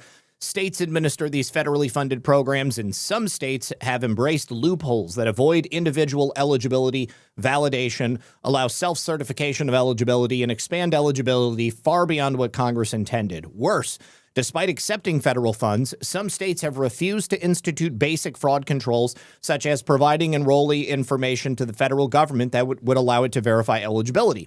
As a result, illegal aliens, criminals, foreign gangs, bureaucrats, state and local officials, non-governmental organizations, and ineligible providers exploit these programs. I love that they spelled out all of those different groups that are quite literally taking advantage of us. This exploitation and lack of controls to prevent it have resulted in widespread fraud, waste, and abuse at the expense of the American taxpayer who pay for and utilize these programs, contributing substantially to the national debt. Self-dealing political actors use public benefits programs to solidify control over their communities and our political systems. Due to lax immigration policy and immigration fraud, certain public officials admit into our country and provide sanctuary from federal immigration laws to migrant populations who are likely to rely on means-tested public assistance programs, welfare, and increase the political support and power of the public officials providing the benefits. This increased support incentivizes public officials to maximize the flow of welfare to these communities and makes public officials who do so more powerful. Many of these public officials then fail to police these programs and, in some cases, willfully turn a blind eye to fraud, waste, and abuse within them to ensure that welfare flows to these migrants. Due to insufficient election integrity measures, some migrants who are not eligible to vote do so anyway, with the same public officials permitting widespread ballot harvesting schemes that compromise our election integrity and help these public officials remain in power. He's pointing directly at the Somali community in Minnesota right there. The staggering fraud and waste in Minnesota alone is a case in point. Federal prosecutors in the state estimated that Medicaid fraud in recent years could total in the billions. Nearly 9% of the roughly $866 million spent on food stamps in Minnesota each year is estimated to be spent in error. The nonprofit Feeding Our Future engineered a scam that stole nearly $250 million intended to feed needy children in Minnesota by opening fake meal sites and submitting fraudulent claims for millions of meals that were never served. One of the defendants in this scam was also charged with submitting false claims to an autism services program that was subject to widespread fraud. Hundreds of millions of dollars in federal child care funding to Minnesota were stolen by an organized ring of Somali immigrants and others who used the stolen money to purchase cars, property, and luxury travel and sent the funds overseas. The federal government is investigating allegations that some of the United States taxpayer dollars subject to fraud in Minnesota were even funneled to one of Africa's most heinous terror groups. All of this was ignored or undetected by state officials. There is also strong reason to believe that similar problems exist in other states, including California, Illinois, New York, Maine, and Colorado. In fact, Minnesota and 20 other states filed a lawsuit to block the federal government from even conducting a basic review to determine whether their enrollees are in fact eligible for taxpayer-funded benefits under the SNAP program. Such extensive, undetected fraud could only exist in a system that ignores it.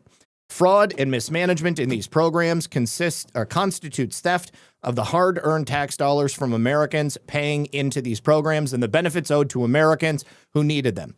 The failure to ensure sufficient federal oversight to prevent fraud, waste, and abuse has allowed irresponsible state politicians to increase federal spending in their own states, which has contributed to inflation for healthcare services, housing, utilities, and groceries.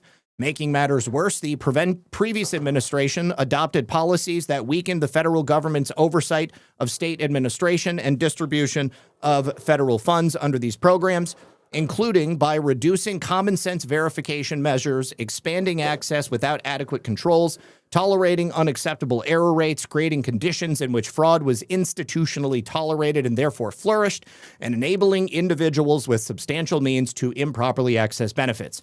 My administration will use all available resources and authorities to fight fraud, close loopholes, enforce eligibility, protect benefits for eligible Americans while ensuring states administering federal benefits programs do the same. So we are establishing a task force Vice President will serve as the chairman. The chairman of the Federal Trade Commission will serve as vice chairman. They will preside over the task force at the direction of the chairman or in his absence, shall exercise all powers of the chairman herein defined at his direction or in his absence. Chairman shall designate an executive director. They will administer and execute the day-to-day operations of the task force and shall report to the vice chairman. The assistant to the President of Homeland Security will serve as the senior advisor to the task force. In addition to the chairman, the vice chairman, and the senior advisor, the task force shall include appropriate representatives from the following executive departments and agencies: the Department of Treasury, the Department of Justice, the Department of Agriculture, the Department of Labor, Department of Health and Human Services, Department of Housing and Urban Development, Department of Education, Department of Veterans Affairs, Department of Homeland Security, Small Business Administration, the Office of Management and Budget, and other agencies, inspectors general, or components within the executive office of the president as determined by the chairman. This is quite literally a whole of government effort to ensure that the fraud, waste, and abuse is stopped dead in its tracks. So the chairman and vice chairman set the agenda. Executive director shall assist in the performance. Task force will coordinate with the Homeland Security Council on any matters related to law enforcement, public safety, national security, transnational crime, and organized criminal activity. Task force shall, on behalf of the president, coordinate and accelerate a comprehensive national strategy to stop the fraud inside all of these programs. We will develop measures to improve the eligibility verification process, develop appropriate controls that operate the funds as obligated or dispersed to prevent improper payments, evaluate indicators of fraud and high-risk vulnerabilities to fraud, promote the facilitation of information and data sharing between state, local, tribal, and territorial governments and the federal government, disrupt and dismantle fraud networks and facilitators, including providers, contractors, or other entities, and repeat cross-program offenders through interagency information sharing and coordination, investigate and disrupt the mechanisms through which fraud is committed, prevent remittance transfers that involve the proceeds of federal fraud, audit and ensure prospective compliance monitoring, analyze identifying information. Each agency administering the federal benefits program shall, consistent with applicable law, provide to the task force information concerning the programs the task force deems relevant. Task force will be subject to the president's direct supervision and control. And then they're just going to come up with something within 60 days. This looks to me... And then within 90 days of this order, each member of the task force shall submit a measurable implementation plan. And then all of the heads of these agencies will come together and they will pursue fraudsters under a variety of different laws. And yeah, that's it. So we're going to bust their asses, basically.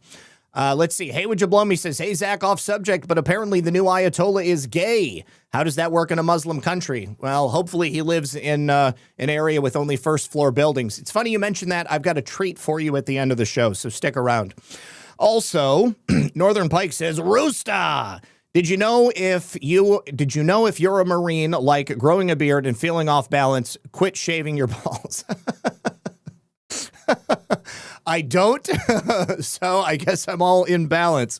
All right, you guys. From the Department of Homeland Security, Mohammed Nazir Pakatawal. He's a criminal illegal alien. I guess he entered the United States under the Biden administration's Operation Allies Refuge in August of 2021.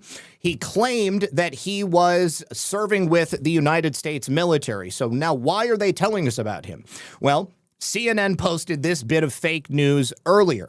They said Afghan man who served alongside U.S. forces dies after less than a day in ICE custody, family and advocates say. There is a new meme going around, and that meme being reported by the fake news media is that innocent people go into the custody of ICE and then they die very, very quickly, insinuating that ICE is killing people.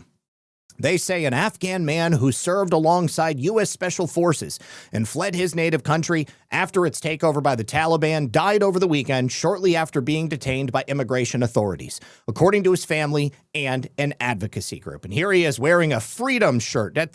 Isn't that like the Charlie Kirk Freedom shirt? Under Armour? Anyways, Well, DHS has something to say about it. Now, he came here, yes, with Operation Allies Refuge. But when he came here in August of 2021, he had no proof of his military service.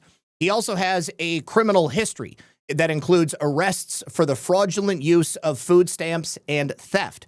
He was on parole, and his parole expired on August 20th of last year. So ICE arrested him on March 13th of 2026. Now, during his intake at Dallas field office, he complained of shortness of breath and chest pain, and he was immediately transported to EMS to Parkland Hospital. After treatment, his condition worsened the next day, and hospital medical staff initiated CPR.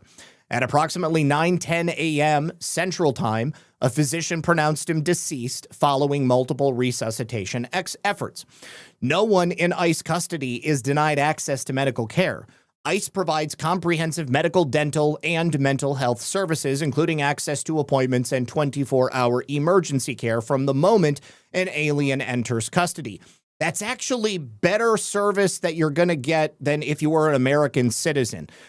You're oftentimes, if you tell the guards in a jail that you're not feeling well, they'll tell you to go take a shit or try to get some water or something like that. Or maybe just go lay down and quit your belly aching.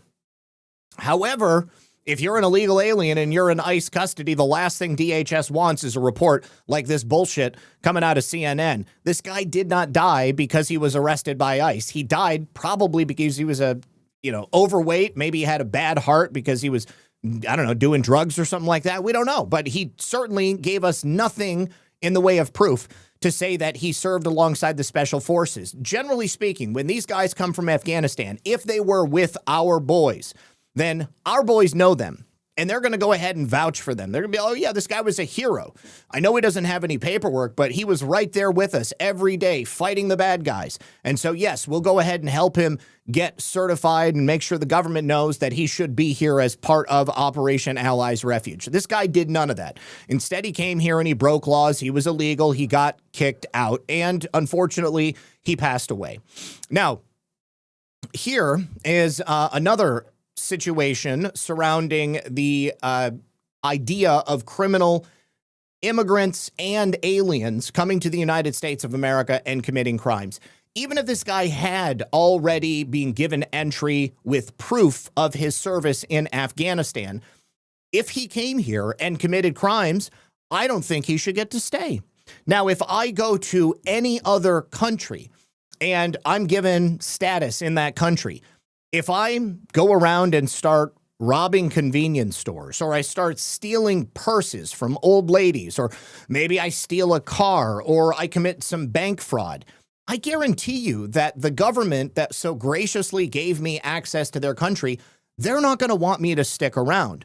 Well, Eric Schmidt is working on putting together legislation right now that would make it easier to strip citizenship from criminal migrants who have come here legally, been given access, but then decide that they want to commit crimes.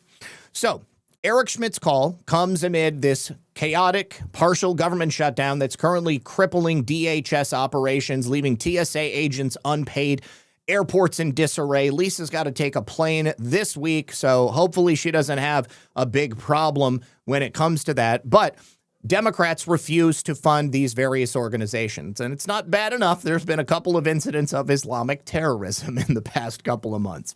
So Eric Schmidt appeared on Fox News, and he said, this is just the height of stupidity by the Democrats. It's essentially a temper tantrum because they don't like President Trump.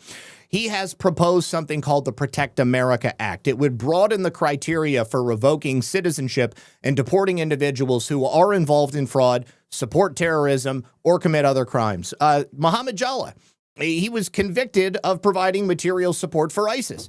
The DOJ asked for 20 years for his prison sentence. The judge, probably a left-wing judge, gave him 10. And then the Biden Department of Justice, or the Bureau of Prisons, they allowed him out of prison instead of the 10 years that the judge gave him. They let him out after 7. And what did he do? He immediately went and bought a gun illegally and then shot an innocent man at that ROTC class. So the proposed America Act would broaden the criteria, making it easier to get rid of people who come here with ill intent. He said citizenship should mean something.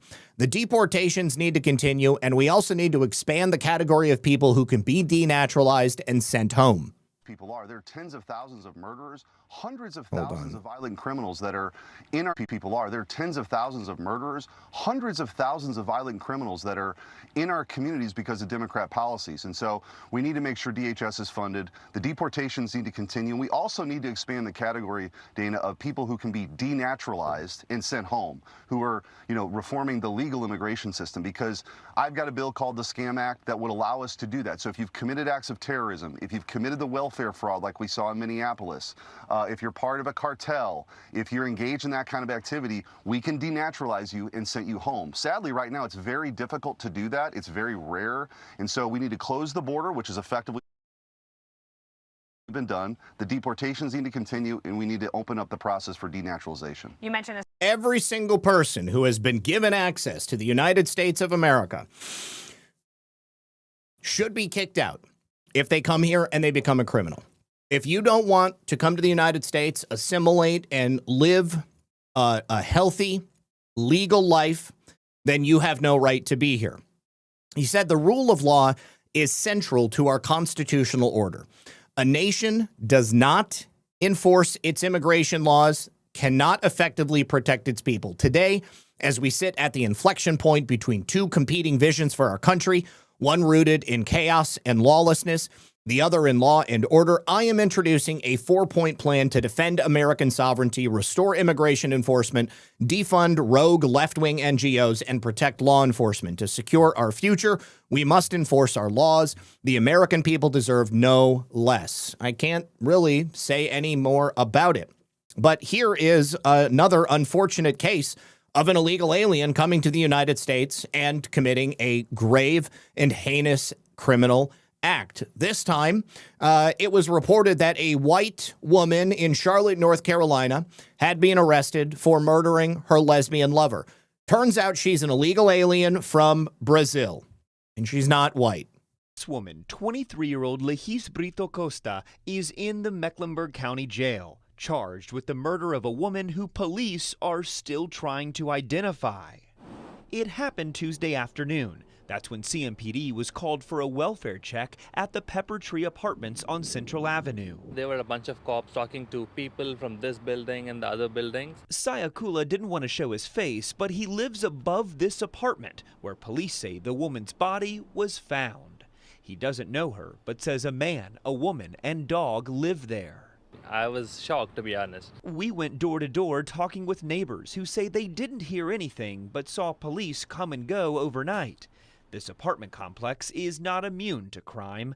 Last month, a woman was shot and killed in the parking lot after an altercation. An arrest was made in that case, too. You've never seen her before? No, I've never seen this lady in particular. Court documents say Brito Costa, who is charged with the latest murder, is not in the U.S. legally, and now ICE has put a detainer on her. Neighbors are just thinking about the life lost. I don't even have words to express. I don't know what the family is going through, but I hope they have the courage and, spirit to get through.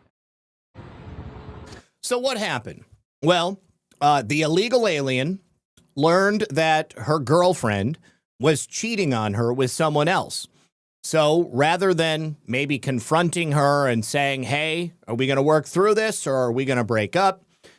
She decided the best course of action was to instead kill her and then shove her body into a closet and then pack the closet with towels to mask the smell. So a DoorDash driver was called to the scene to deliver some food, and he could tell that there was a dead body in that apartment because this girl's corpse was rotting away inside that closet, despite the fact that all those towels had been packed in there to mask the smell coming out. So police arrived, and what did they find? The decomposing the decomposing body of this woman who had been killed. Now, thank the Lord, due to the Lake and Riley Act, this brutish illegal alien is being held without bond under an ICE detainer in the Mecklenburg County Jail. Thank you, Mecklenburg, for agreeing to hold on to this woman.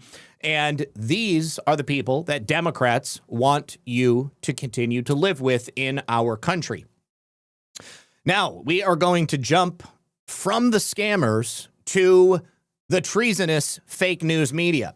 So over the weekend, I saw a couple of massive posts coming from President Trump and several additional posts coming from FCC Chairman Brendan Carr. He is directly threatening to strip the licenses, as he has done before, but now in conjunction with President Trump's commentary about the problems we have with the fake news media. It just hits a little bit different. This time, it's specifically in relation to propaganda regarding the Iran war that is being reported by the mainstream media. So this showdown brewing between the Trump administration and the fake news kind of came to a head with Federal Communications Chairman Brendan Carr issuing a stark warning to broadcast networks over misleading coverage on the war with Iran. So his message came after President Trump blasted mainstream media for intentionally deceptive reporting about the conflict, particularly headlines claiming that U.S. aircraft tankers had been significantly damaged during an Iranian strike. Now, if you'll give me just a moment, I will pull up President Trump's posts and we'll take a look at that. Of course, he is a prolific poster. He also posted about tariffs. Okay, so now I'm not exactly certain that I agree with everything President Trump said in this post.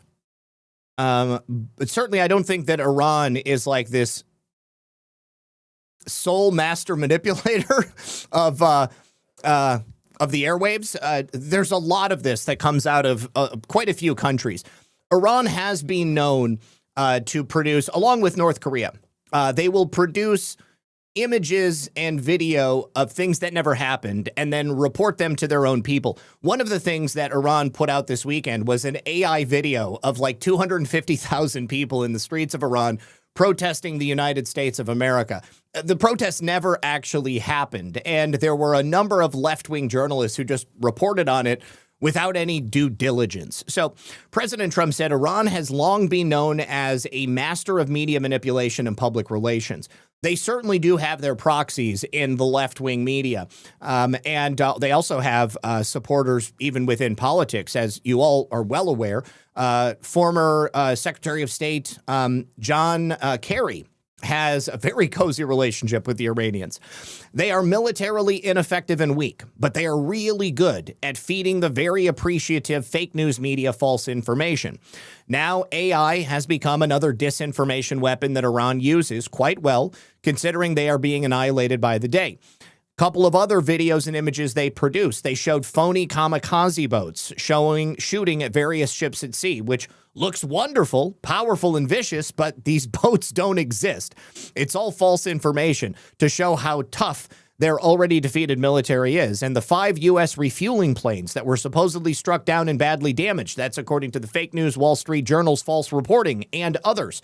They're all actually still in service, the president says, with the exception of one, which will soon be flying the skies. Buildings and ships that are shown to be on fire are not. It's fake news generated by AI, for instance. Iran working in close coordination with the fake news media. Iran shows our great USS Abraham Lincoln aircraft carrier, one of the largest and most prestigious ships in the world, burning uncontrollably in the ocean. Not only was it not burning, it wasn't even shot at. Iran knows better than to do that. The story was knowingly fake, and in a certain way, you can say that those media outlets that generated it should be brought up on charges of treason for the dissemination of false information. The fact is, Iran is being decimated, and the only battles they win are those they create through AI and are distributed by corrupt media outlets. The radical left-wing press knows this full well, but continues to go forward with false stories and lies. That's why their approval ratings are so low, and I can win a presidential election in a landslide getting only 5% positive press because they have no credibility. I am so thrilled to see Brendan Carr, the chairman of the Federal Communications Commission, looking at the licenses of some of these corrupt and highly unpatriotic news organizations. They get billions of dollars of free American airwaves, and they use it to perpetuate lies, both in news and almost all of their shows, including the late night morons who get gigantic salaries for horrible ratings and never get, as I used to say in The Apprentice, fired. Thank you for your attention to this matter, President Donald J. Trump. Now, the only thing I don't necessarily agree with is that Iran is particularly good at the media manipulation. I think it's really about the media companies themselves conspiring with people in Iran, because anybody who has any basic level of intelligence could very quickly determine whether or not these pictures and videos were real or not. It's, in my mind, lazy attempts to disparage the Trump administration and perhaps cloud the minds of people who are less discerning. And sadly, there are many of them out there in America and around the world who may just look at a picture like, say, the USS Abraham Lincoln on fire and say, oh my God, Iran's kicking ass. Look at this. Because you see it on X all the time. People are just like sharing stuff that is like totally AI. And I mean, I am shocked by it all the time. And I feel like, it's more a symptom of just laziness, intellectual dishonesty, perhaps, and certainly opportunistic fake news media outlets. But I never looked at it as Iran was like super successful at this stuff, because it always is so fake to me. I guess my bullshit meter is pretty high. So Brendan Carr, going back to that, that message that he posted came after President Trump had put out that headline, because there were no tankers that were hit. There was no significant damage from any Iranian strike. But most importantly is what President Trump mentioned in that post. Number one, charges of treason for news outlets that knowingly published what is essentially Iranian state propaganda. It's one thing when you're using that on your citizens and they have no other source of news and information coming from outside world or any outlets or media from anywhere else. And instead, it's then being broadcast to the people of the world as if it is real. That, to me, is treasonous. But also the concept of having the public airwaves taken back, relinquished from these broadcasters, which are granted it and receive a tremendous financial benefit as a result of it. Those are two separate issues that would be affecting, multiple layers of fake news. So why could those airwaves be taken away? Well, because those, like the TV broadcasters, we're talking like ABC, NBC, CBS, public broadcasting, those channels receive those airwaves, which are owned by the United States of America, under the insinuation or under the direct obligation to operate and broadcast in the public interest. They are supposed to be doing a public service.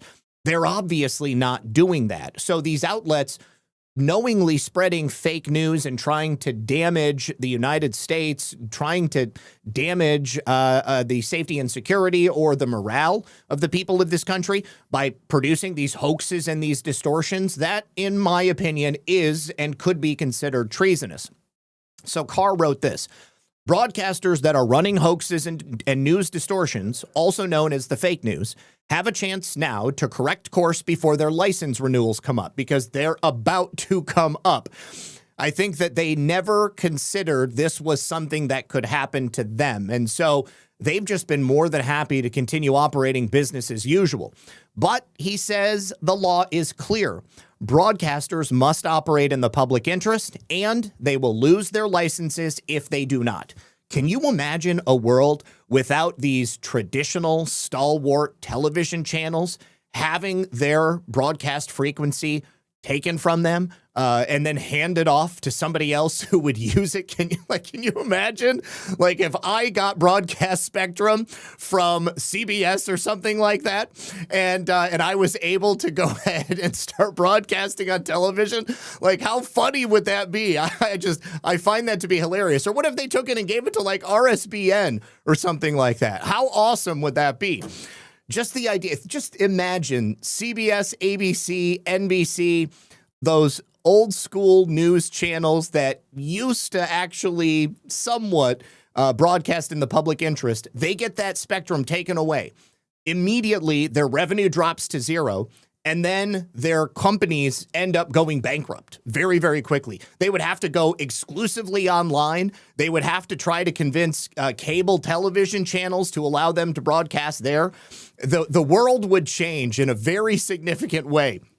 So broadcasters that are running hoaxes have a chance to correct. The law is clear. They will lose their licenses if they don't. And frankly, changing course is in their own business interest since trust in legacy media has now fallen to an all-time low of just 9%.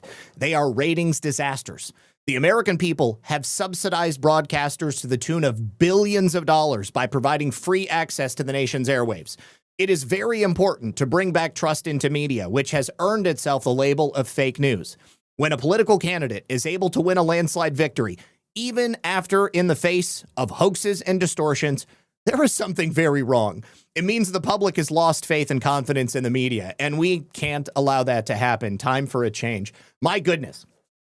If this happens, my friends, the world is going to change. Northern Pike, thank you very much. He says, channeling all roostas, back the buck. Does the buck stop here for support of the greatest roosters? Please, if you support the show, go ahead, do that. Truth TV Network channel, man, that would be badass, you guys. How cool would that be? So, what are these people? Well, you know, I thought it would only apply to like ABC, CBS, and NBC. Because those are the ones that are operating on the public spectrum. But CNN, MS Now, Fox News, CNBC, those are all cable channels. Those would be channels that would be subject to President Trump's treasonous claim from his post. ABC, CBS, NBC, they would be subject to the public broadcasting spectrum, which is gifted to them. But attached to all of these TV channels are their print partners, like the New York Times and the Wall Street Journal, the Atlantic, the Washington Post. They've all done pretty much the same thing as the broadcasters. They have essentially been publishing Iranian propaganda, not acting in the interest of Americans, and they've been sowing discontent among the people. They hate President Trump so much that they don't want to tell the truth about what's actually happening. They occupy space by amplifying talking points that are coming from President Trump's enemies. They downplay the strength of the U.S. military, and they really do want to make it look like President Trump and America is losing. But from every indication that I've seen, it's exactly the opposite. So I can't wait to see what this looks like going forward. Now, President Trump also commented on this issue while he was flying on Air Force One. So let me pull up that clip next. And I need to wait to get past the commercial, I think.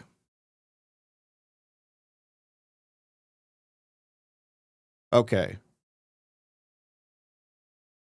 That Iran wants to make a deal. However, earlier today, we heard their foreign minister say they never said they wanted to make a deal, but they'll do whatever they can to prevent Iran. What they tell you and what they tell the public.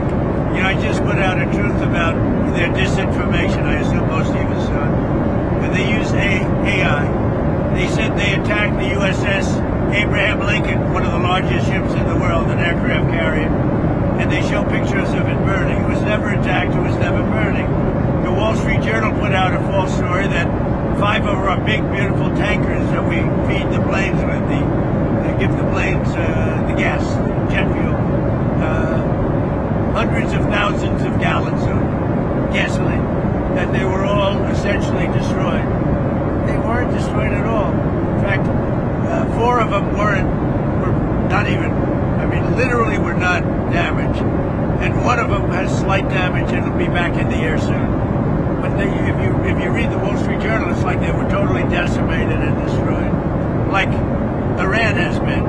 So they put out phony stories. The kamikaze boats. The kamikaze boats don't exist. They're fake. And you can almost see that when you look at them. It looks great, yeah. Because if they did exist, we'd hit them just like we hit other boats all over the place. But they don't exist. In fact, some of the people say, where are the boats? Well, how come nobody's seen the boats? You know why? Because it's AI generated.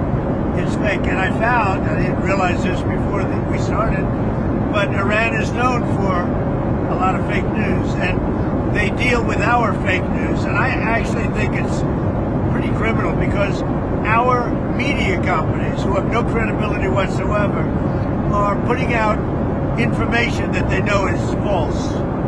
And it's a very dangerous thing for the country. I think they could be in serious jeopardy, frankly. Okay, so let's go for it. Okay, please, by all means, I think everybody here is waiting for charges of treason to be filed against the fake news media. I would be totally in favor of it. I think many other people watching here would be as well. Now, before we continue with the next story, I do have one final message from our friends over here on Rumble.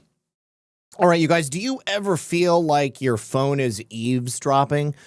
It's probably because big tech treats every single user's life like a corporate paycheck. So it's time to stop being a product. Millions of people are making the move to MeWe. That's the place where private connections and online communities can actually thrive. On MeWe, privacy is a human right. It's not a hidden setting. MeWe doesn't track their users, they don't sell personal data, and they truly believe in free speech. There's no shadow banning, just real conversations. So join the 21 million people taking their digital lives back by clicking the link below to get started. And you can use the code WELCOME2026 at checkout to grab 20% off MeWe Premium. So once again, you can use the QR code right there, use the link that you see down below, and use that code WELCOME2026 to get 20% off MeWe Premium. Thank you very much to MeWe and to the people at Rumble. Okay. Now, President Trump also had a bit of a couple of bangers about SCOTUS, talked about District Judge James Boasberg, and he is calling for Boasberg to be banned from dealing with any cases that have anything to do with the administration. I was almost expecting him at some point to just bring up the idea of what I've said on so many occasions, just abolish the D.C. District Court. That, to me, is truly the only way that we can break up the level of corruption in the swamp, protecting the swamp. So he posted a series of messages on Truth, going off on the highly politicized court system, slamming the Supreme Court for ruling against him on tariffs, and, of course, District Judge James Boasberg for quashing that grand jury subpoena for Fed Chair Jerome Powell. Now, the Federal Appeals Court had rejected the Trump administration's request to delay the Supreme Court's ruling on tariffs earlier this month. It was a Clinton judge that ordered the Trump administration to refund $130 billion in tariffs. That simply cannot be allowed to stand. As the Gateway Pundit previously reported, SCOTUS had invalidated President Trump's tariffs under IEEPA. Of course, President Trump told reporters that the ruling actually confirms his authority to impose tariff. He said, "I don't think the court meant that, but that's actually just the way it is." Led by Chief Justice John Roberts, Neil Gorsuch, Amy Coney Barrett, Sonia Sotomayor, Elena Kagan, and Ketanji Brown Jackson, they blocked the administration's tariffs under the Act of IEEPA. Only the three of the five Republicans, Alito, Thomas, and Kavanaugh, dissented. Trump even accused the justices of being swayed by foreign interest and a political movement that is far smaller than people would think. President Trump also noted the silver lining, telling reporters that we have other ways, numerous other ways to tariff foreign countries. We've already gone over all of them. There will no longer be any doubt, and the income coming in and the protection of our companies and our country will actually increase because of this decision. So he signed that executive order imposing the tariffs of 10% under Section 122 of the Trade Act of 1974, which allows the president to impose tariffs of up to 15% for 150 days with very few limitations. On Sunday, President Trump went off on the court and that decision. He said the hundreds of billions of dollars that our adversaries want our country to pay back to others that have disrespected the USA until I came along should be marked down in the eyes of the public as just another reason why the United States has been in such major decline. But not anymore, because we have made America great again. And very soon it will be greater than ever before. Chief Justice Roberts, Gorsuch, Coney Barrett, they all joined Sonia Sotomayor and the other Democrats in that ruling. He said, "I want to thank Justices Alito, Thomas, and Kavanaugh for the wisdom and courage pertaining to the tariff case and for understanding, in addition to the law, that our unfriendly competitors should not be reimbursed and rewarded for the decades of damage they caused the United States. The Democrats in the court always stick together, no matter how strong a case is put before them, but Republicans simply do not do this. They openly disrespect the presidents who nominate them to the highest position in the land, a justice of the U.S. Supreme Court, and go out of their way with bad and wrongful rulings and intentions to prove how, quote, honest, independent, and legitimate they are. And then in another post, he continued to go off on the justices by writing, the courts treat Republicans and me so unfairly, always seeming to protect those who should not be protected. They are highly politicized. Cases don't matter. The judge does. He slammed the wacky, nasty, crooked, and totally out of control Obama-appointed District Court Judge James Boasberg, calling him a man who suffers from the highest level of TDS and has been after my people and me for years. And, of course, this comes right on the heels of quashing of that subpoena into Jerome Powell. In case after case, Boasberg has displayed open, flagrant, and extreme partisan bias and contempt against Republicans and the Trump administration. To preserve the integrity of the judiciary, he should be removed from all cases pertaining to us and suffer serious disciplinary action, as should numerous other corrupt judges that, unfortunately, our country has had to endure. What Boasberg has done on the too late Powell case and many others has little to do with the law and everything to do with politics. He is exactly what judges should not be. Boasberg would do better to focus on justice and fairness, not his own and the Democrats' political agenda, which has become legendary.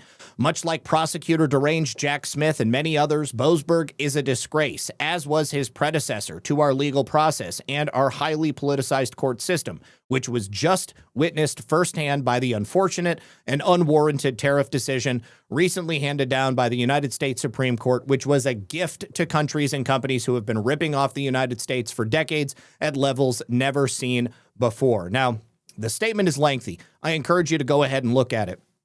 But I wonder, after the decision that he made on quashing the subpoena into Jerome Powell, if this will finally be what the Senate needs to actually impeach Judge Boasberg. But again, it still does not address the overall problem of the D.C. district, which is that it is completely corrupt.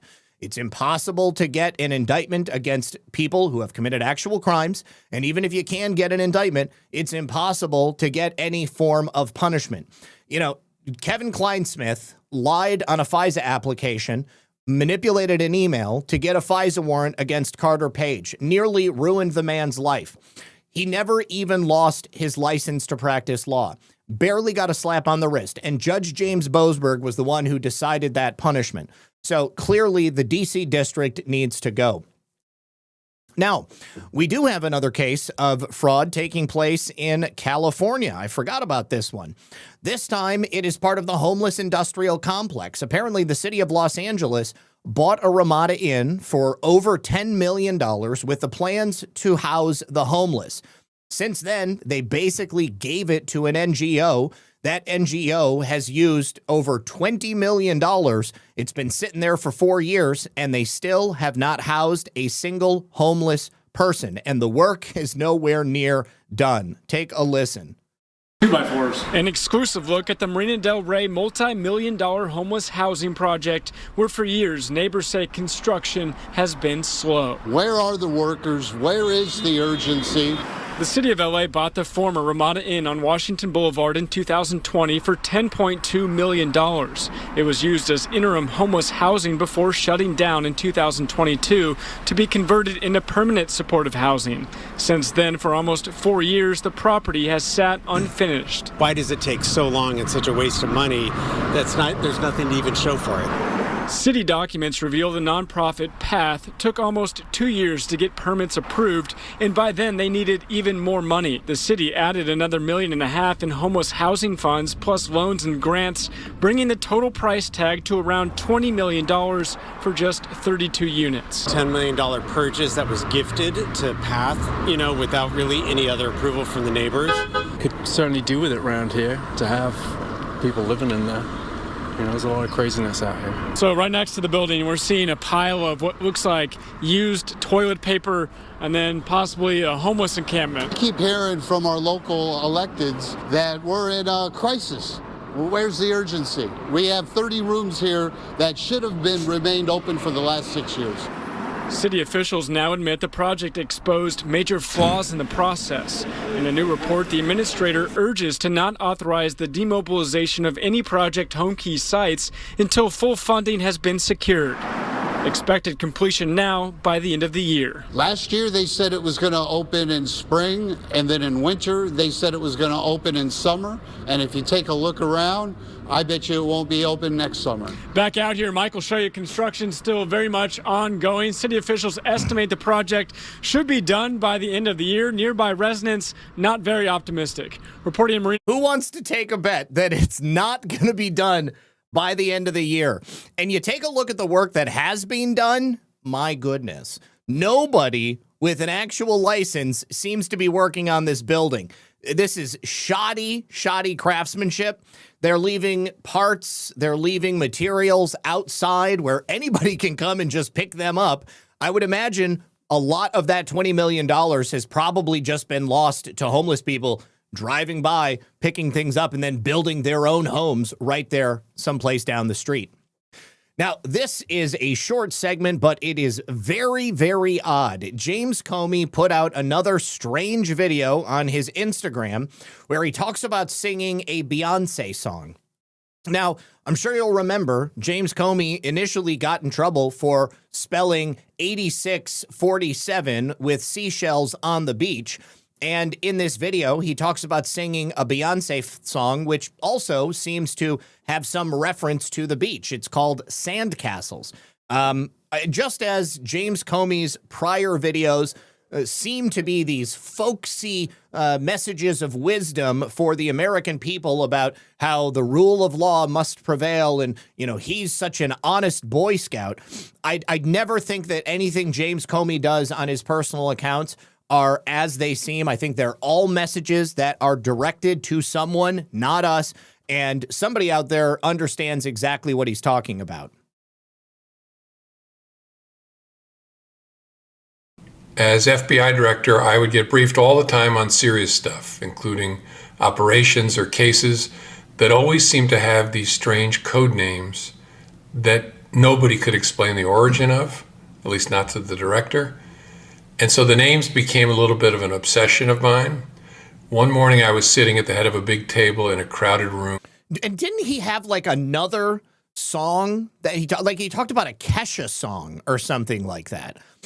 Like I'm sorry, but like James Comey as like in, you know, like in a retirement age man, like Kesha and Beyonce, like that's not the audience. So I really doubt that James Comey is listening to Kesha and Beyonce in his off time. Again, I think that these are all coded message. These are comms not meant for the average American citizen. You know, he talks about, you know, the coded language. That's like an obvious tip off right there. But the fact that Sandcastles also ties into the 8647 message that kicked all of this off, I think that's exactly what it is. To get briefed on a particular piece of work. The briefer started by saying the operation was codenamed Sandcastles.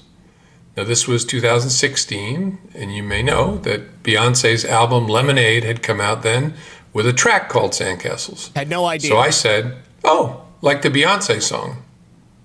Blank stares all around the FBI conference room. So I did the natural thing, I think. I sang, we built sandcastles that washed away. Nope. Nothing. Dead silence.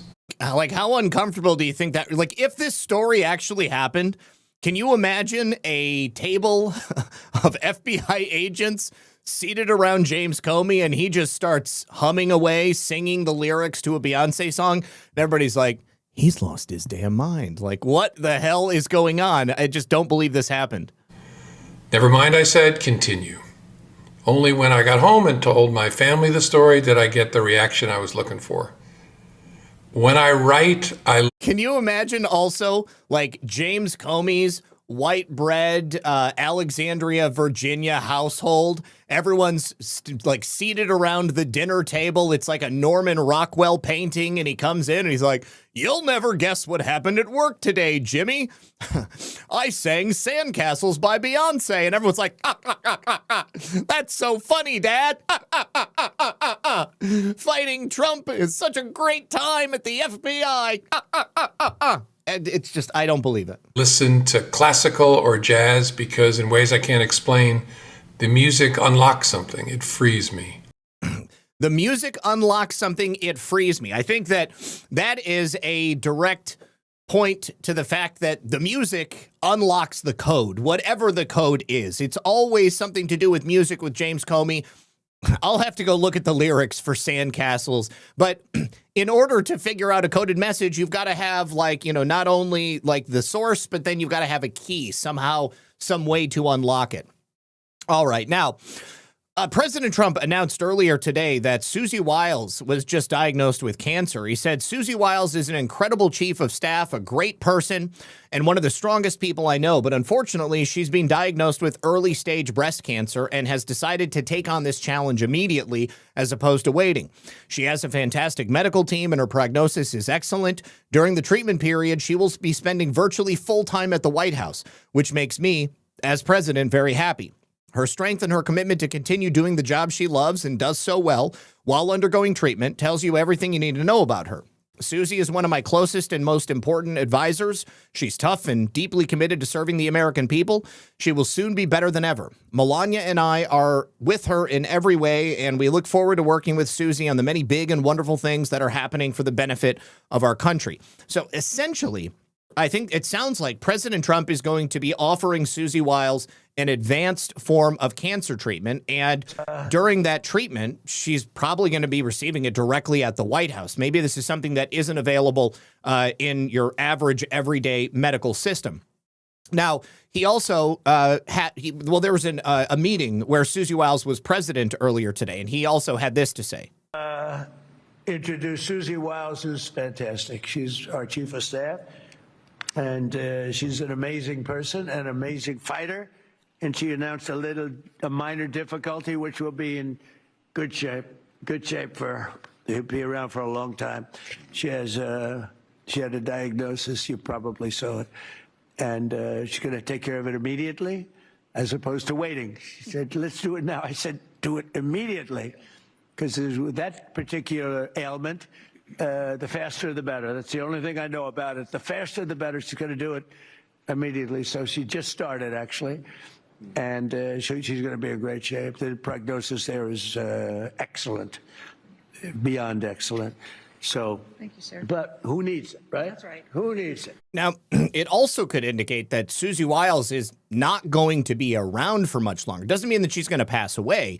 But certainly by virtue of the diagnosis and whatever the treatment is, it might mean that she's going to be unable to serve in her current position, which would, of course, open the door for somebody else to come in. I know there are varying theories about who Susie Wiles is as a person. Certain people think she's a total snake. Other people think that she's a great ally for President Trump. I've heard things. I'm just not even going to say it out loud.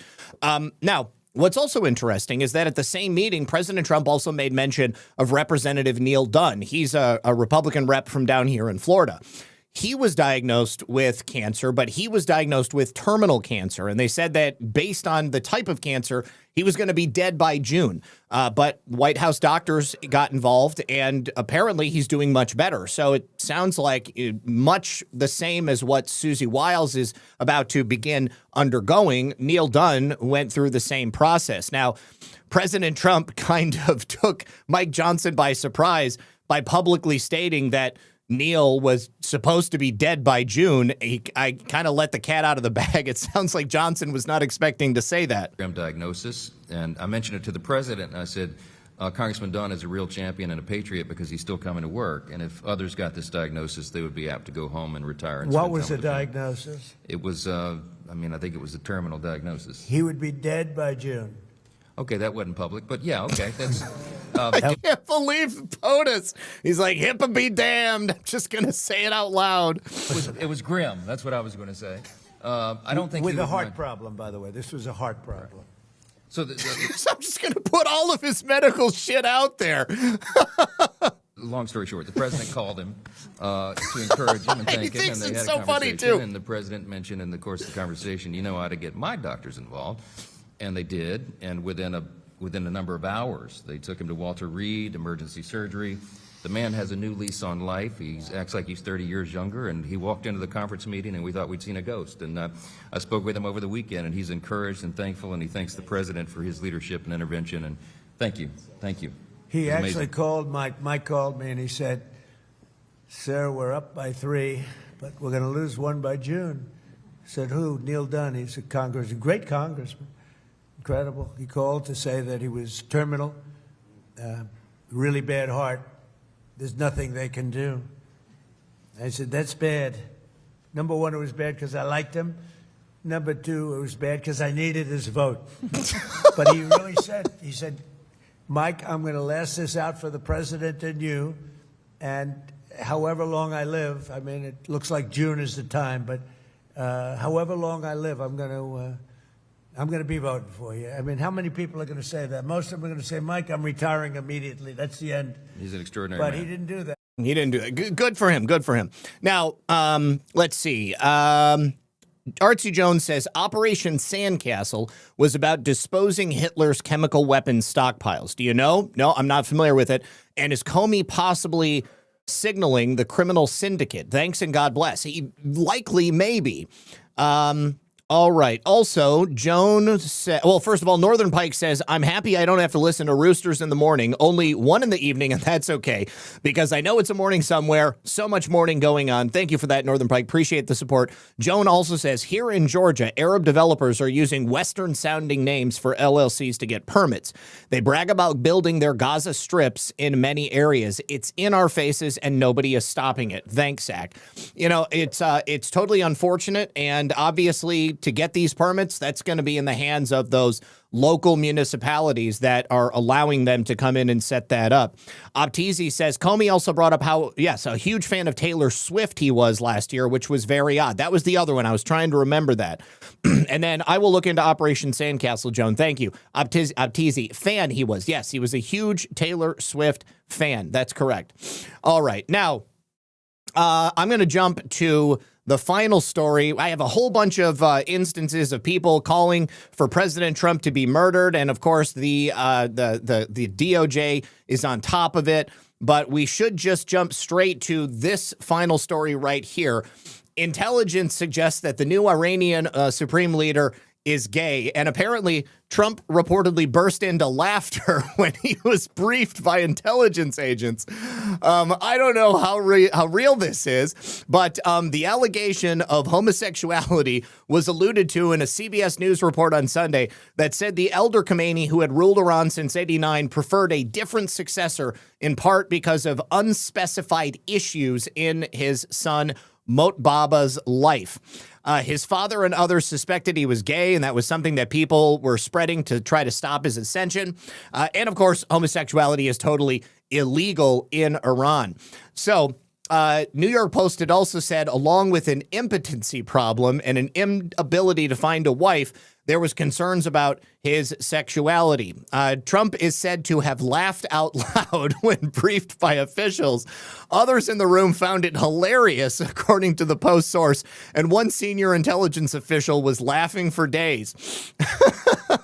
God. So the latest report is that he's wounded and likely disfigured, and he might have been taken to Russia for surgery, maybe to, have that blown off leg look a little bit cleaner. But here we have actual video from Iran with the new Ayatollah. This is the rhythm of the No. The night. Oh yeah. Mohammed, The rhythm of with the your night. hips. This is the rhythm Your of hips. my life. Sir, we're getting intel that the new Ayatollah is gay. Oh yeah. Sir, we can't be sure, but it looks like he's personally supervising Iran's entry to Eurovision. What? Mohammed, with your hip.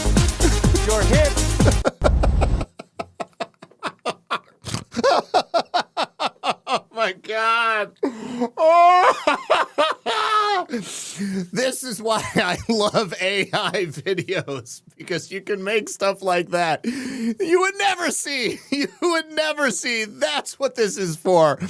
All right, you guys, let me go through the final thank yous over here on Pilled. CL Goober, any comments on Brad leaving Badlands today? I actually did make comments earlier today on Daily when I was on with CanCon. I have spoken with Brad since he left. It's obviously going to be sad for me personally because Brad's one of my best friends. He was the best man in my wedding. I love him and I love Abby and I love doing Altered State with him on Wednesdays. It's not the same without him, so I'm not going to do Altered State anymore. I'm still working on what Wednesday nights are going to look like. So obviously, if you tune into Altered State, keep your eyes open and your ears open, and I'll let you know. But it's an amicable split. Brad and Abby are going to do their own thing. They both had their own platforms before they joined up with Badlands. Brad and Abby are, there's no ill will that I know of, but I'm not going to speak for Brad anymore beyond that, our limited conversation about what happened. But as far as I'm concerned, I love Brad like a brother. I love Abby like a sister. I will always love them. And it's not the last time that I'm going to see him or talk to him, but it is sad for me because I'm not going to see him or talk to him as often because I'm just not going to be working with him all the time. So, I don't know if they're taking some time off before they come back and, do their own shows on their own channels. But definitely, make sure you're following them on their official accounts so that you can keep up to date with them.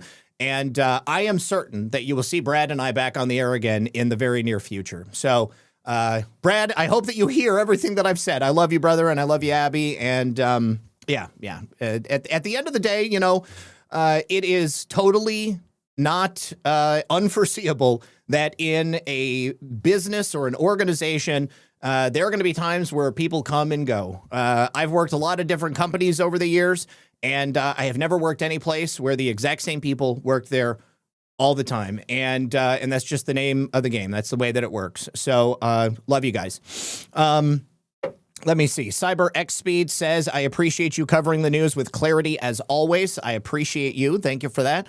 Sean Joe, thank you for the shades and the can and the cookie and another cookie. Judy the Lady Pug, thank you for the cookie as well. Sean Joe, thank you for another cookie. And Filter Dog says, Ward, you were sort of hard on the beaver last night. Oh, God. Oh, man. Okay.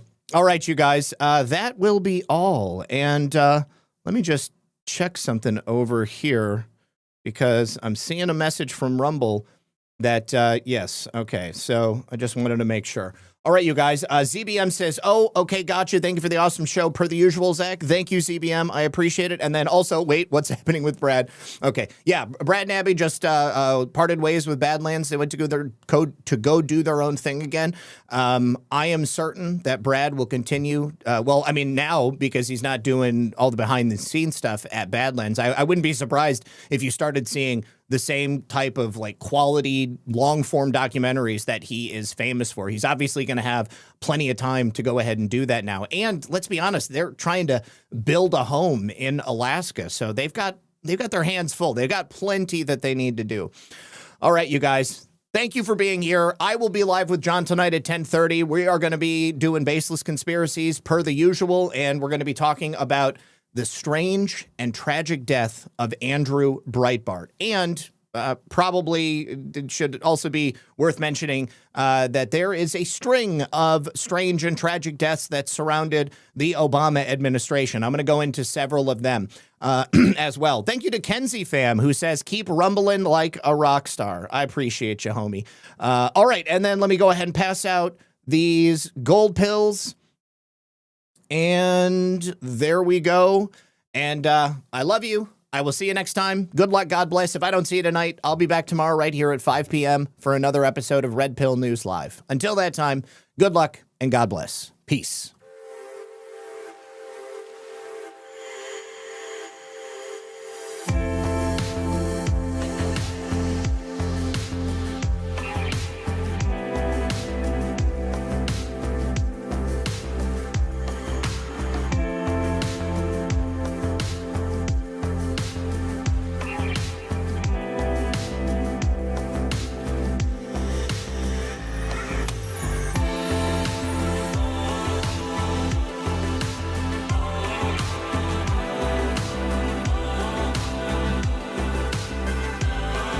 Oh, yeah, I'm going to set up a raid, you guys. Hold on, I just got to find something that's live.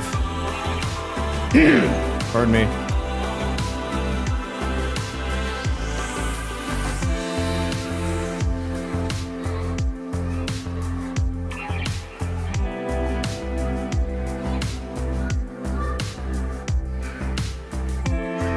Oh, Book of Trump is live. I'm going to send you over to Gordon.